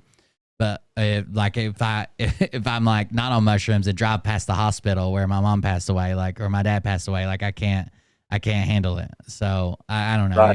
It seems to work, and I think it's making like I feel like I make connections that I never would have made before. Like I drive by the river every day, and I've never thought about like my parents or life or death or what the marks I'm leaving on the world. But like on mushrooms, I'm just there for like 5 minutes, and I'm like, I have this super complex thought that I've processed that I've never like went through before. It's pretty cool. That's interesting. Well, I'm glad that you. I think there's a lot of research behind that type of medication that is yet to come out. But I mean, like Yori was talking about, where you when you grow certain mushrooms, how you did it, how you document what worked or whatever. Maybe keep a journal while you're actually. Yeah, I've been thinking about. I don't know that I would ride in it, but I've been thinking about. If I'm going to ride in it, it would have to be like probably right after I come down, because it's hard. Like you have these super complex thoughts, but they're all fleeting. Like you'll be thinking about like this super complex thing that's like the most important thing in the world right now, and then 2 seconds later you'll be like, oh, is that a dog? Like it's just all real fleeting. But I did think about just vocalizing what I'm thinking, like just talking to myself basically, and keeping a tape recorder. And then maybe writing something down as soon as it ends. Then I could play it back. I'm sure a lot of it would be like nonsense and dumb shit, but there might be something good in there. And then as soon as I'm done writing it down, plus there's been a couple times that I've just been so tired, like I haven't been sleeping at all. So there's been a couple times I've taken mushrooms and like fallen asleep. Like as soon as I feel I'm like coming on, fall asleep. Usually they keep me awake, but there's been a couple times I've just been so tired, like I've just taken them and fallen asleep right as soon as they were coming on. And had the craziest, most realistic dreams of my life, like super crazy. And then I usually wake up, and then the awake part happens. I'll be awake for like the next 5 or 6 hours. I won't go to bed the rest of the night. So I'll just sleep for like a couple hours. But yeah, I think about maybe having like a good setting, like even if it's in the dark at the campground, and then obviously being well rested, and then doing like a tape recording or some type of log for like the trip. I think that'll work. Yeah, you could get one of those things that doctors use, for they'll record, while they're sitting in the office, and then they'll hand it off to somebody who'll dictate it for them and put it in their file. Yeah, but they even make now they make really good programs now that do that as well. Like I guess AI or something, but they like learn your voice, and like everything you say, it'll make it into a document, a searchable like PDF. Right. Well, that'd be good. That'd be interesting, because I believe that as we learn more about, what kind of things that grow in our own, environment, the homeopathic stuff helping folks instead of, dropping down on a pharmaceutical, so to speak. Sure. Well, I think there's great research to be done in that, and if you're gonna go down that road, having the tools that you need to document that may help somebody. And I feel like I need a tape recorder or something, because it's almost like when you're in it, like it feels like super real, and you're like, this is super complex, and I need to keep this. I need to use this for my life, and I haven't been doing this, and I need to do more of that. But when it's over, it's almost like it was a dream state. So like some of it, clearly you forget. But yeah, I think I need to record it, because it's, like I said, it's almost like a dream where you wake up and you're like, man, that was an amazing dream. What was it about? Like you can't even remember. Yeah. But if you're sitting there quiet in whatever place you're going to do it, and then that idea comes up, then you can you still like verbalize it? Sure. Yeah. I mean, I would just have to teach myself to talk about it. But like, I've sat and talked to like Mariah, or the first time I did like a pretty big trip, I had a buddy here with me. He was tripping too, and we sat and talked the whole time. I wish I would have recorded it, because we talked about my dad, we talked about high school and stuff back in the day, and it was just a conversation. But we were also having like these weird realizations that we weren't even thinking about. I wish I would have recorded it then. So I just have to train myself to talk to myself while I'm doing it, kind of, instead of like keeping it internal in my head, just say it out loud. Well, and sometimes, saying things out loud or even writing them down helps the mind to heal, because you want to talk about it to somebody. You might as well, if you can't talk straight out to somebody about it, you can certainly talk to yourself about it. Sure. Of course, then someone comes up on you in the woods and goes, "What the hell?" Yeah, who's this psycho? Well, I'm looking forward to your journey. This ought to be fun. So yeah, I think when I have a better supply and it's my own, and it's not something that you can get, like it's almost impossible to get like addicted to, because the way the dosage works, and it's just not an addictive substance. Like I don't want to trip every day. But the way the dosage works, like if you don't wait like 2 weeks between like trips, then basically like you're using so much, like every day you have to double it. So like if I take 3 grams today, tomorrow I'd have to take 6, the next day I'd have to take 12, and eventually it becomes impossible. So I'm hoping to maybe get a grow going and a harvest, and then maybe like do it monthly for a few months and see how that feels and what's going on, and then go from there. There's different types of pot, like marijuana. There's indica and there's sativa. Yeah. Is there something different in mushrooms as well? Yeah, so there's like different strains, like all the different mushrooms. There'll be descriptions of them. Like some of them will have like what they call a really strong like mind high, to where you're like thinking about stuff. Then other ones will be like a really strong like body high, almost like on the verge of like ecstasy or something, like where everything feels good and you want to touch everything and rub everything. And then some of them are like a combination of the two. And then like the original magic mushrooms, like the muscaria mushrooms, the Amanita muscaria, like the red with the white dots, they say that that's like a whole different trip entirely. It's almost like doing like DMT or something. Like it's not the mushrooms that I have are cubensis, and another one's called natalensis. But the Amanita muscaria is like a completely different psychoactive with like muscimol and shit in it. But they say like it's like super intense. Like it's completely different than any other mushroom. But yeah, there's different combinations of whether like with pot, like you have some that make you like get up and want to do stuff. You have other ones that'll put you on the couch and you'll be passed out with the munchies. It's kind of the same way. Yeah, indica is always a mind high. At least it was for me. And sativa was the body high, the sleepy, munchy high, so to speak. Right. And they're learning more about that, And they do percentages of them too. Like the last time I was at a smoke shop, they're like, well, this has some of this and some of that, so you won't go right to sleep, but you'll still feel like doing stuff. And they like do different breeds of them. And mushrooms are kind of the same. Like if you keep mushroom mycelium like competing long enough, if the mushroom's similar enough, it'll create a hybrid of it. But Wow. yeah. I had a friend who was trying, I remember in high school, he was trying to crossbreed a marijuana plant with an ivy so it would grow on the side of a wall. Right. Or he never could get it to do it. But I thought it was a good, a good idea and a good try. But I could do it now. Sure, probably. Once I get get this mushroom experience under my belt, I think I want to try DMT, which is like a different kind of experience. It's really, really short.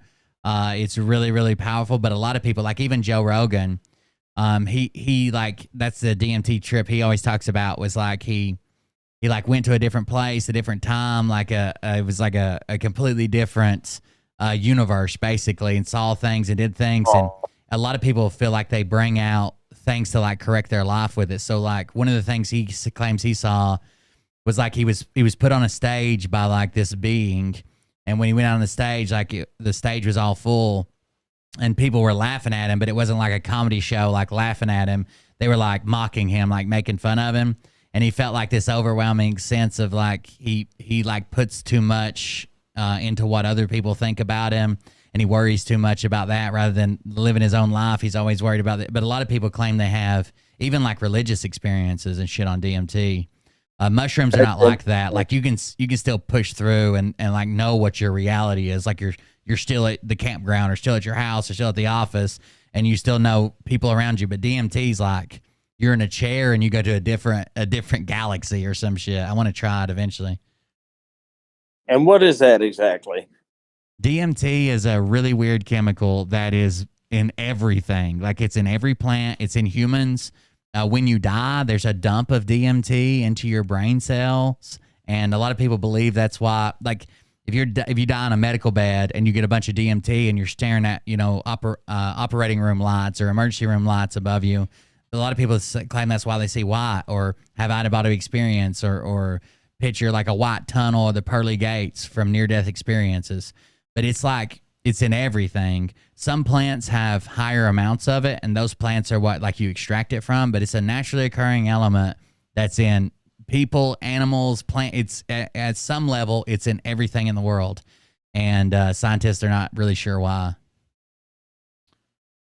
That's wild. Yeah, and there's like this root you can order from Mexico, and use a couple steps of like grinding it up and powdering it and different things, and extract the DMT from it. It's almost like a white crystal or whatever by the time it's done. And like from the way it's been explained to me is like most people smoke it and you got to take like 3 big hits. Like the first hit, you'll be like tripping, like a little bit stronger than mushrooms, but kind of like a mushroom like thing. The second hit, you'll be like, oh, I don't want to do anymore. Like I'm done, because you're like in a tunnel of lights and shit's just going too fast. But if you take the third hit, you like break through and pop out like in basically a different dimension. And there's been people that feel like they've been over there for like years, like living a life on the other side, and they'll wake up and they've been like high for like 3 minutes. Like, I don't know. I'd like to hold down Godlewski and throw some of that down his throat. Well, they're doing this really weird experiment at MIT right now. It's somewhere right now. It's not MIT. That's more science based. It's like a medical school where DMT, basically the body has no tolerance to DMT. So they are taking people and putting them on a very pure version of DMT, and they're giving it to them on an IV. And they're having them map out when they trip and go to like this other place, wherever they're going. They're having them, they learn to vocalize what they're seeing and doing, even though they can't even see the room they're still in. They're having them vocalize it, and they have people there writing down like entities you might run into, the places, what it looks like, what the rooms are like that you're in, stuff like that. Because there's a chance that it's like sending us literally sending us somewhere else, to some type of space that maybe we lost through evolution, or that was in our mind, or that has something to do with aliens. Like there's a lot of people that are intrigued about why do you go somewhere else, and why do you feel so comfortable when you're there? Like you feel like kind of like you You belong there. So it's almost like a shared, like, Legend just put it in chat, like a shared consciousness. A lot of people describe the same beings, and maybe they just heard it, like watch somebody else describe it, and then that's what they see. Or maybe there's something actually going on with like this trip that we almost have the It sounds like the 60s thing what the CIA were doing with the remote viewing. It almost sounds identical, does that? Yeah, the project they had. The remote viewing. I'll see if I can do it. Exactly the same, getting people to trip and then just talk about their experience while you had people writing down what they were saying. It's the same thing. It's called acute effects of intravenous DMT in a randomized placebo-controlled study in healthy participants. So they're keeping them way longer than they could do if they like smoked it, or you couldn't consume enough. But it's a constant either low or high infusion drip, and they're mapping out this space that people are going to figure out like because people describe it as like literally like going to a different planet or a different universe or a different existence. And like Ari Shaffir, who is Joe Rogan's friend, like he came out of it one time and said like he had lived a whole life on the other side and like had a wife and family, and like he was like freaking out when he got like pulled back out of it, but he had only been high for like 4 minutes. Like I don't know, it's just insane. Like obviously time works different there. Your perception of time works different. Something. That's really, really wild. It's like you tap into a consciousness that you have, but you can't access it because you're jaded by the world not to believe it. And if it has something to do with near death experiences, maybe that's why we have like an ability to get to this thing, and maybe that's the only reason it's there. Maybe it's to calm us down when we're dying and shit, so we're not like freaking out. Who knows? But there's a way to access this, and we know it happens naturally for some people. I don't know. The whole thing's just wild. There's people that know more about it than I am, like scientists that study it, but it's pretty crazy. Yeah, I've never been one to.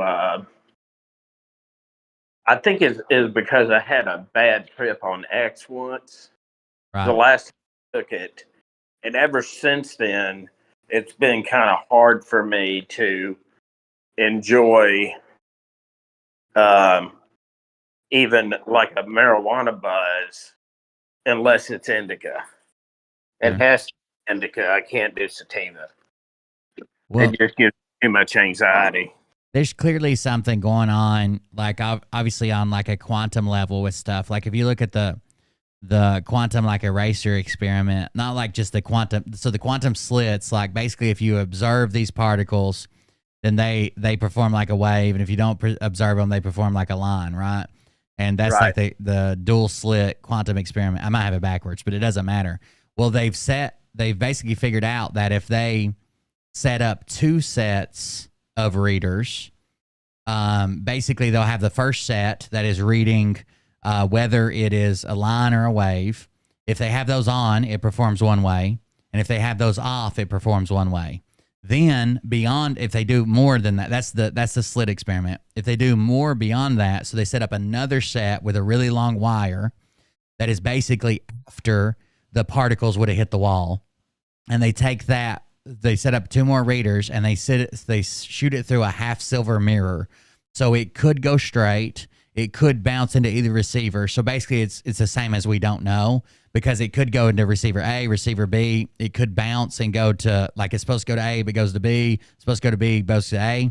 And they they don't look at the data from the first set of readers. Then it acts as if we never read it, even though we are observing it. So the experiment proves if you observe it, it acts one way. And if you don't observe it, it acts a different way. But if you put readers beyond that, it acts as if, and you don't know where they come from, it acts as if we weren't observing it, even if we were observing it. So there's clearly something going on in the, like quantumly, about observation and interacting with stuff that we don't even realize is there, fucking light particles. So maybe it's something to do with, I don't know. The whole shit's weird. Well, I remember the first time I took it, and I got really hot. and it was in January. It was like in the middle of winter, and I was outside, stripping my clothes off, and my fraternity brothers were there with me, and they were like, calm down, calm down. So one of them got in the car, and he took me over to a bowling alley that was close to the house. And as soon as we topped the hill, a cop had pulled somebody over. So I'm having a bad trip, but I see those lights, and it was like snap.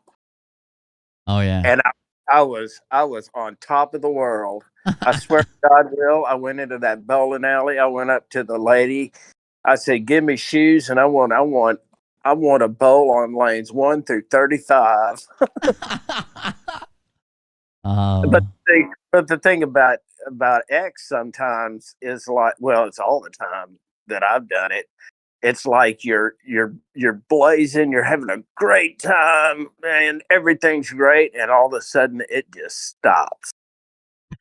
It just stops. Yeah, it cuts off pretty quick, doesn't it? Yeah, you go from happy-go-lucky to damn, I'm back in reality. That's like mushrooms are kind of like that. Mushrooms are like whenever I take mushrooms, like a large dose, they call them like a heroic dose, which is like 3 or more grams up to 5, basically. When it first starts coming on, like I'm like, oh, it's not, like it'd be like 30 or 45 minutes. I'm like, it's not working. Did I take enough? It's not working. Then all of a sudden I'll be like, is that my heartbeat? That's weird. Why do I hear my heartbeat? Then I'm like, right. I bounce in before, like I bounce, like when I'm fucked up, like obviously I know I'm fucked up, but when it first comes and it first goes, you're almost like, is it still there? Am I still tripping? Did it ever happen? Did I even take enough? But then it just comes on super fucking strong after that. It's pretty wild. Yeah, I enjoyed it the first time. I don't know why I didn't enjoy it the second time. Maybe it was the kind of, I think it had to do with the purity of it. Yeah, they mix a lot of shit with that too. That's why back when I used to do pills, we basically quit doing fucking pills because everybody was pressing them and putting shit in them. And I don't know, it was just wild. You think you can trust a pharmaceutical pill, even if you are using it recreationally or abusing it or whatever. But I don't know. I'd be worried about somebody mixing fucking fentanyl in it or mixing it with fucking cocaine and having a heart attack or something crazy. That's the main thing I'm worried about is, and I haven't done that since college, but even doing it now, I wouldn't do it just because of the fentanyl risk. And someone got me mushroom chocolate bars. That was actually the first couple of things I had was those chocolate bars, and they were actually from a reputable whatever. But I would probably be like, people make gummies and sell gummies, or you see them selling this or vape cartridges. I'd be terrified. That's why I like that I can grow them myself. Like I trust those chocolate bars because they come from a legalized state where they like make them legally. But man, I'd be weary. Like if somebody made a tincture or this or that, if it wasn't the actual mushroom, I'd be weary about that too. Because there's a bunch of stuff that can cause you to trip. That's not fucking good for you. Right.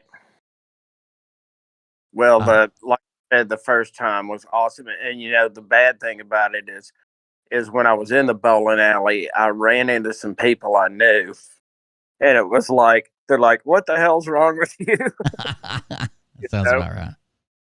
So it was fun while it lasted, but I'm done with it. I won't do it again. I hear you. Well, if I ever get mushrooms going, you want to try them, I'll get you some, but you have to let me know. I might have to take a trip. We'll do the secret mushroom retreat. Go up to the Appalachian Mountains and see if we can find the what's that family? The Watts of or whatever. Or are you talking about the retard family? The retard family. I could really, I could walk into their house and have a good time. Just that one that barks all the time. You'd like him. I actually had a guy that was like, worked with a guy that was like that, and he loved heavy equipment. So I'd bring him out here to my brother's place before I started working with him. And he would almost have an orgasm out there in the middle of the field with all that heavy equipment. He's like, oh. He talked just. So that was his outcome plan. Right. Go look at heavy equipment. That's right. That's why I knew that he was going to act that way. I was thinking, I think maybe I need to get him a whore,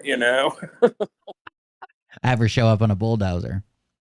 Right. All right. Well, it's almost 2:00 here, guys. I'm going to play the rest of this video, and then I'm probably going to shut it down. But thank you guys for coming on and talking with me. I appreciate it.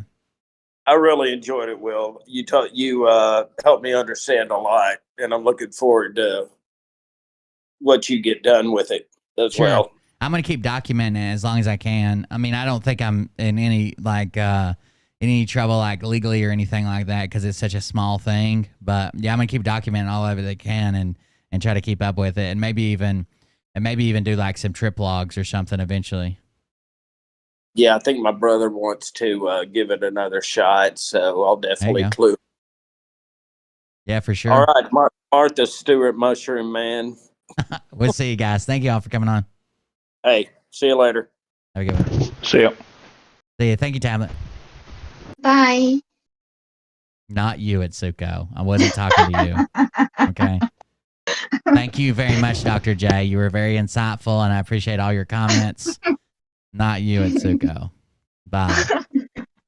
Bye. All right, I am going to finish this video because I told you guys I would. Working on rewriting some of the laws because after I spoke to the tax commission, even she said they're left too broad. So I knew this was coming. I understand it, and it's just nobody knows anything. The citizens don't know. I've read the Oklahoma City Police Department manual. I've read it all, my friend. It's not, I'm above anyone. It's just, I want to know just like y'all know. I want to know what my rights are. I want to know what I'm supposed to do and not to do. And that's all it is. Okay. Hey, did you find him? Yeah. You said you read the manual? Oh, yes. How'd you get your hands on that? Ricky Barrows is my friend. Ricky Barrows. I think he's the chief. So he's friends with the police chief. Big deal downtown. Big offices. Yeah. And like I said, I've shown all this. Of course he is. New message. Ricky Barrows, the police chief's my best friend. Yeah. Good old Ricky Barrows. I remember Ricky. Went to school with him. Old man Barrows' son. Yeah. But like I said, I've been to Barrows. I've talked to him about this stuff. I've talked to the tax commission. And everybody's at a standstill on what the law says. So I'm going to have a hearing with the congressman. I'm trying to get more clarity for you guys and for us. That's for real, bro. Title 47, have you ever read? He's going to have a hearing with a congressman to get more clarity on the laws. They're just so complicated right now. That's why I get all my stuff wrong. There's tax, revenue and taxation. That's in Title 6. Oh, you guys don't even know what I've been working on in the background.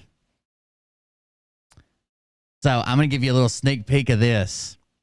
Imagine, if you will, that we made that, or I didn't. Border Collies are the best. John made this video about the last Theosaurus. And then imagine, if you will, if you could bear with me, it's about Eli. Imagine if I got Eli's co-host to be the narrator for it. George Lucas and Steven Spielberg present A Timeless Story. That's all you get. That's all you get today. Can't show it today. Now, if you notice in the back of my truck, I don't even know what's called. I'm a load something. Yes, sir. Oh, right here in the phone. She's a friend of mine. Sometimes I stay with her. And like I was just going to drop her off. I found the vehicle. It's clear. How'd you find it? In Verna. I just went through his associates and stuff in the past, and it's a 05. Still do a hold on for auto theft. Escalade, yeah.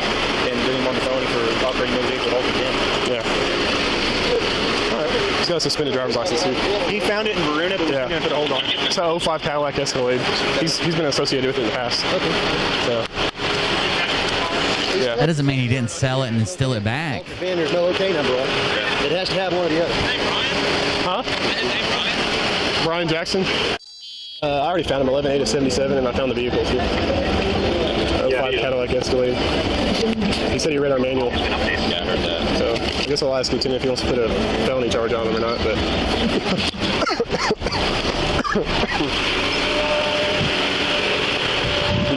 My Discord just crashed, by the way. I'm not part of the government.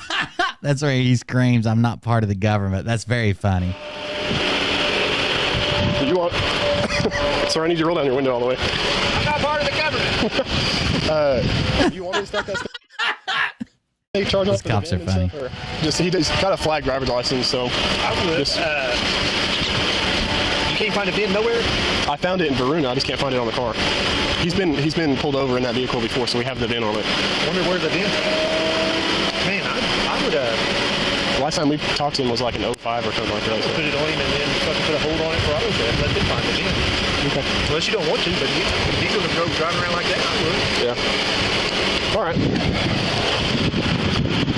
Uh-oh. Hold on it for auto theft. So did he understand the inside of the stuff? I don't know. We've stopped him in it before, but it was a long time ago. Why did they have the VIN and everything attached Yeah, it had the VIN and the tag and everything. So, it's the old style tag though. So he must have become a sovereign citizen after that time, unless this is a different Cadillac. Yeah. Escalade. I guess that's the one. For auto theft, though. Yeah. All right. Well, I hate when you get those because they like make you think you don't know anything. You're like, no. You got to have a tag on there. I realize you don't want to be a citizen. That's fine, but you're still got to have all this stuff. Did you hear him say he read our manual? And he knows how we operate and stuff. You did. All right. Well, I'll start. I guess I'm gonna teaching academy class or something. Yeah. He's got a suspended driver's license too. So. All right. You want me to start your impound on this? Yeah, if you will. Okay. Yeah, she can go. Let me see if I'll make sure I get a good address and stuff. Whatever it should get. Okay. So letting her go, but he's going to jail. All right. Here's the deal. This is what my lieutenant said, who just talked to you a second ago. You have a suspended driver's license in the state of Oklahoma, or it's been revoked. I've already talked to them. Okay. But it's still showing that it's revoked in our system. And do you know who a Michael Baker is? He's the co-owner of the vehicle. I paid. He's co-signed for me. Oh, there you are, Brian Jackson. Yep. Yeah, he co-signed for me. Okay. All right. So I have to give you a ticket for your driver's license, the tag. My lieutenant is wanting me to put a state charge on you for altering the VIN on the vehicle. And then we're gonna have to impound it. So. Wow, what a puss! My lieutenant wants me to. I don't want to, buddy. I'm with you. Please, I have the most respect for the law. I understand. I'm just telling you that's what my lieutenant's telling me, and he's a supervisor over me. So. Wow, you turned into a bitch real quick, dude. He told you I would, unless you don't want to for some reason. Wow. Them blue line of bitches. Which way?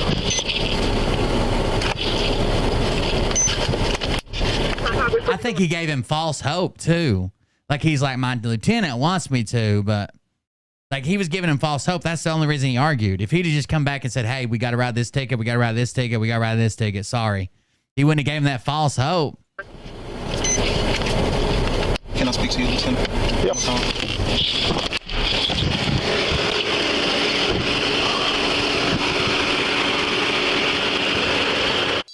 He wants to speak to you. He's not angry. He's just very upset about the whole deal. So he laughed. He requests to speak to the person in charge, which is you, I guess.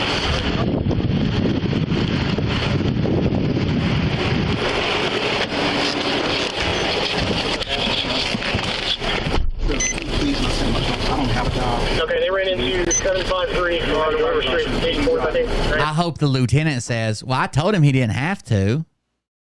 I told him he didn't have to. I just told him if he wanted to. I guess he wants to. Sovereign something. No, I never said to be sovereign. I said I told him he was a sovereign. I told him I don't want to be labeled as a sovereign. I told him immediately I don't even believe in it. Oh, thanks for signing up for Patreon, Popper G. I don't know. So if you don't know, when we do the Discord things, typically it'll be a Patreon only stream. But when you go in Discord, you can still see the video, you can still hear the video, you can still watch from Discord. It's just if you want to chat, you can chat too, and I'll pause the video and talk to you for a while. But it's not like you'll miss the show if you go there. Talking to him, he said I'll be right back, and he pulled up. There's not much of a point. I mean, people do it when they steal cars just so you can't immediately run it. But it's usually on about 6 or 7 locations in the car. Destroying them is a felony. You're probably not going to find them all, even though you could just Google them and find them. Some of them is in hard to access areas. Sometimes they'll be on an engine block. Sometimes they won't. It's only just to keep them from running it immediately, basically, is the only thing. They're still going to find it. They're still going to run it. They're still going to find a hidden one somewhere. I don't think I'm one of those officers. I told them, I said, I don't believe in that doctrine. I said, they believe that they are above the law. I am not. I have law friends. You don't have 10. I think we got him. The other day, Yori came into my Telegram talking shit about these weak-ass motherfuckers who fucking pay for a goddamn verified check on Twitter because there's some weak bitches who need some type of verified justification on their name, like some fucking bitch-ass motherfuckers who pay for the blue check on their Twitter account, and how they're fucking pussy motherfuckers, and none of them deserve no attention because they're a bunch of fucking bitches. I just thought I'd let you know Yori doesn't like it. I don't know who she was talking about, but man. If I was to show you, Mr. Scott, in the law, where listen, Then you go into that sovereign citizen. I'm not a sovereign citizen, sir. Listen, you have laws. Right. Title 47. No, yes, sir. listen. Yes, sir. One of the laws is you have to have a vehicle that's tagged. Is that not true? Yes. No, you don't believe me because you want to agree with me why you're in the back seat. No, you're right. But there's more to you being right, is what I'm saying. You are right, but there's more to it. Well, what's more to it? Listen, paying taxes and doing what's right, like everybody else. Listen, you ride that vehicle on the street, right? Yes, sir. So you everybody else does. So you should pay taxes to keep up the street, but everybody else should. No, that's what the taxes. That's what tax the tax. No, I actually did it because I'm pretty sure when I was tweeting at people that are verified or that should be verified without paying the $5, I felt like they weren't getting it. And the day I fucking paid for that motherfucker just to see, I think they're suppressing non-verified accounts because my engagement's almost doubled. To be fair, I've been tweeting more, but my engagement's almost doubled. And I've gotten a hold of some people I could never get a hold of before. They're doing something weird with it. I think it's stupid, too. Taxes on tags and all that go to. Mr. Scott, if I can respond. Go ahead. In Title 68, public highway says it's open as a matter of right for travel. Title 68 is revenue and taxation. You mean 63? 68, man. I promise you. 68? 68, 701. I promise you. Free of what?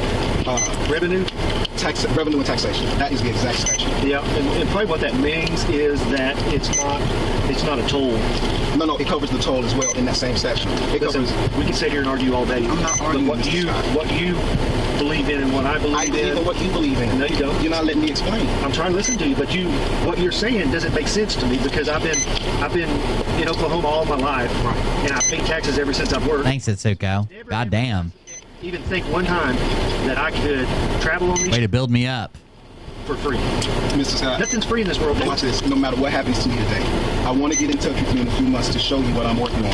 I'll talk to the. Could you drop that off for me? When you get done, everything, I'll claim that file. I'll do an account on it. I'll fix to get her out and send her one. Okay. I found her. Okay. Just going back to court on the 31st. All right. And you know what? I'd like for people to show up to see what I'm working on, my friend, because they leave it out there too broad for the law enforcement on the streets and for the citizens on the road. Well, listen, here's pretty basic. It's pretty basic, though. I'm trying to listen. It's pretty basic.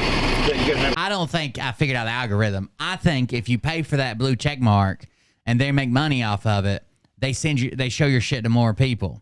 The same way, like if you're monetized on YouTube, they send it to more of your subscribers. I still think YouTube's fucked because they used to send it to anybody who clicked subscribe. Now they send it to about half the people. And if those half the people actually watch the video, then they'll send it to the some more people. Like it's all stupid. Driver's license, a valid driver's license, right? Yeah. Can I tell you? Can I converse with you in the law? Listen, I'm gonna argue with you because you don't argue with me. I don't want to. I'm gonna put her in the cage with Yori. Basic things that you have to have. You have to have a valid driver's license. You have to have valid insurance, and you have to have a valid tag. Can I please respond? Go ahead. The last thing I want to do is have 6 officers pull me over. So anything you have to know, I'm going to know it. I can go over every one week with you. Your call has been updated. But I promise you, I'm not committing any crime as of now. The law say I have a right to be on the road. Well, I'm done with you then. If you don't think you committed any crime, I'm done. Possession of the vehicle was removed from That's heartbreaking. Yeah. I understand. I do understand. What's your name, my friend? Your call has Barnes. been updated. Barnes, I just want you to know, man, I understand. It's heartbreaking that we got to go through this. Well, will I be able to know where y'all take my truck? Yeah, it'll be Puckett's. I appreciate it. Record service. She's clear. Yeah, she's clear. She's clear. I found her in Vernon. She gave all the information. She's right up front.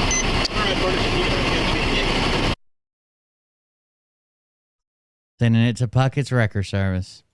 Knowingly changing or removing a VIN, illegal tag display, driving with license suspended, failure to show proof of insurance. Damn it.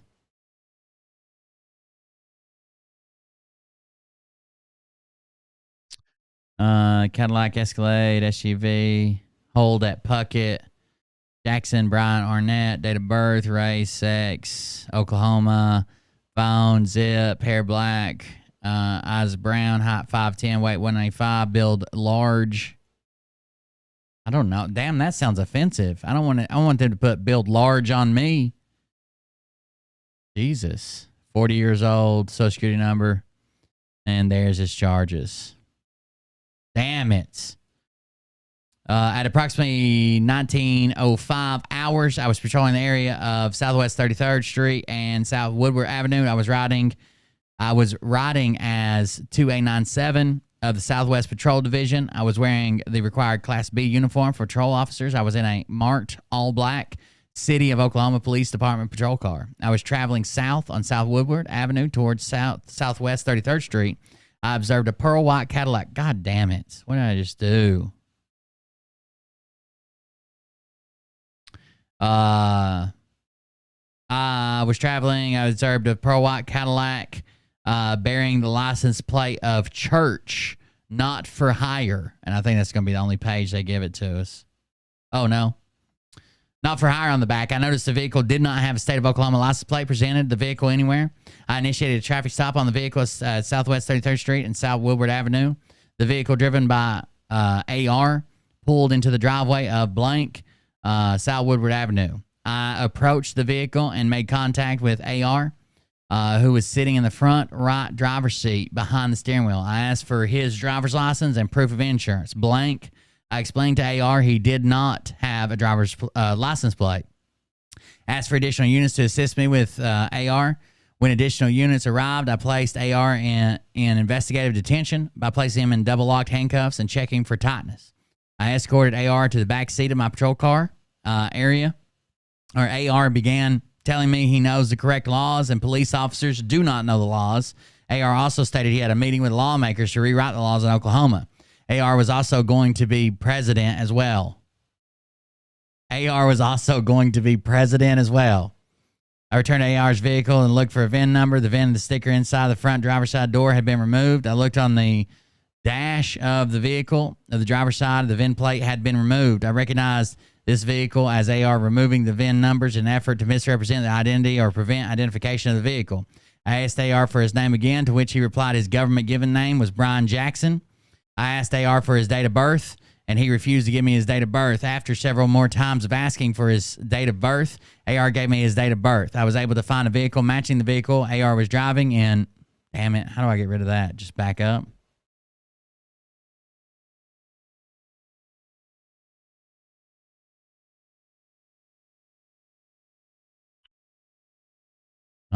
Wait for it to stop here. Hold on. God damn it, it still popped up. What the fuck's wrong with you?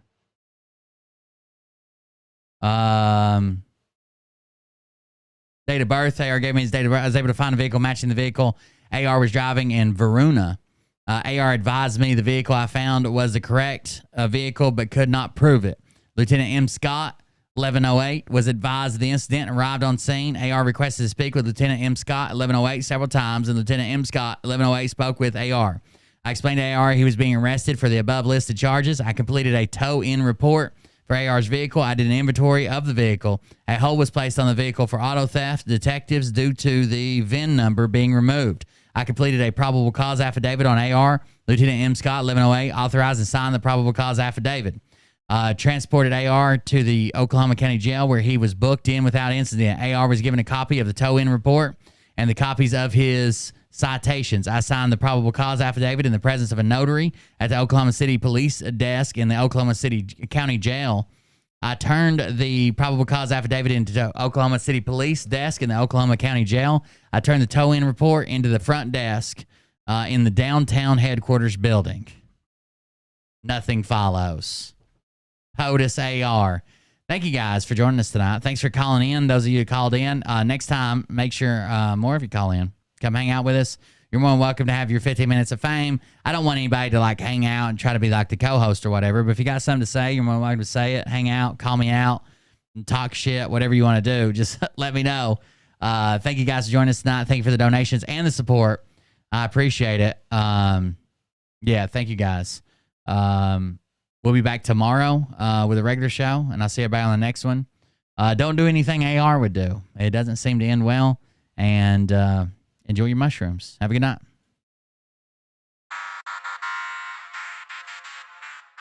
But I can tell you this about if this douchebag happens to see this particular show, you don't have the forking balls to call out the people on this planet by name and tell them exactly who they are and tell them the rest of the world who they are. You don't have the forking balls. You don't have the balls. Okay, Scott. Here we go, I think I started some shit. Listen off, it's about to get lit. Get the place in the best, you know that stage is set. You better buckle up, cause you ain't seen none yet.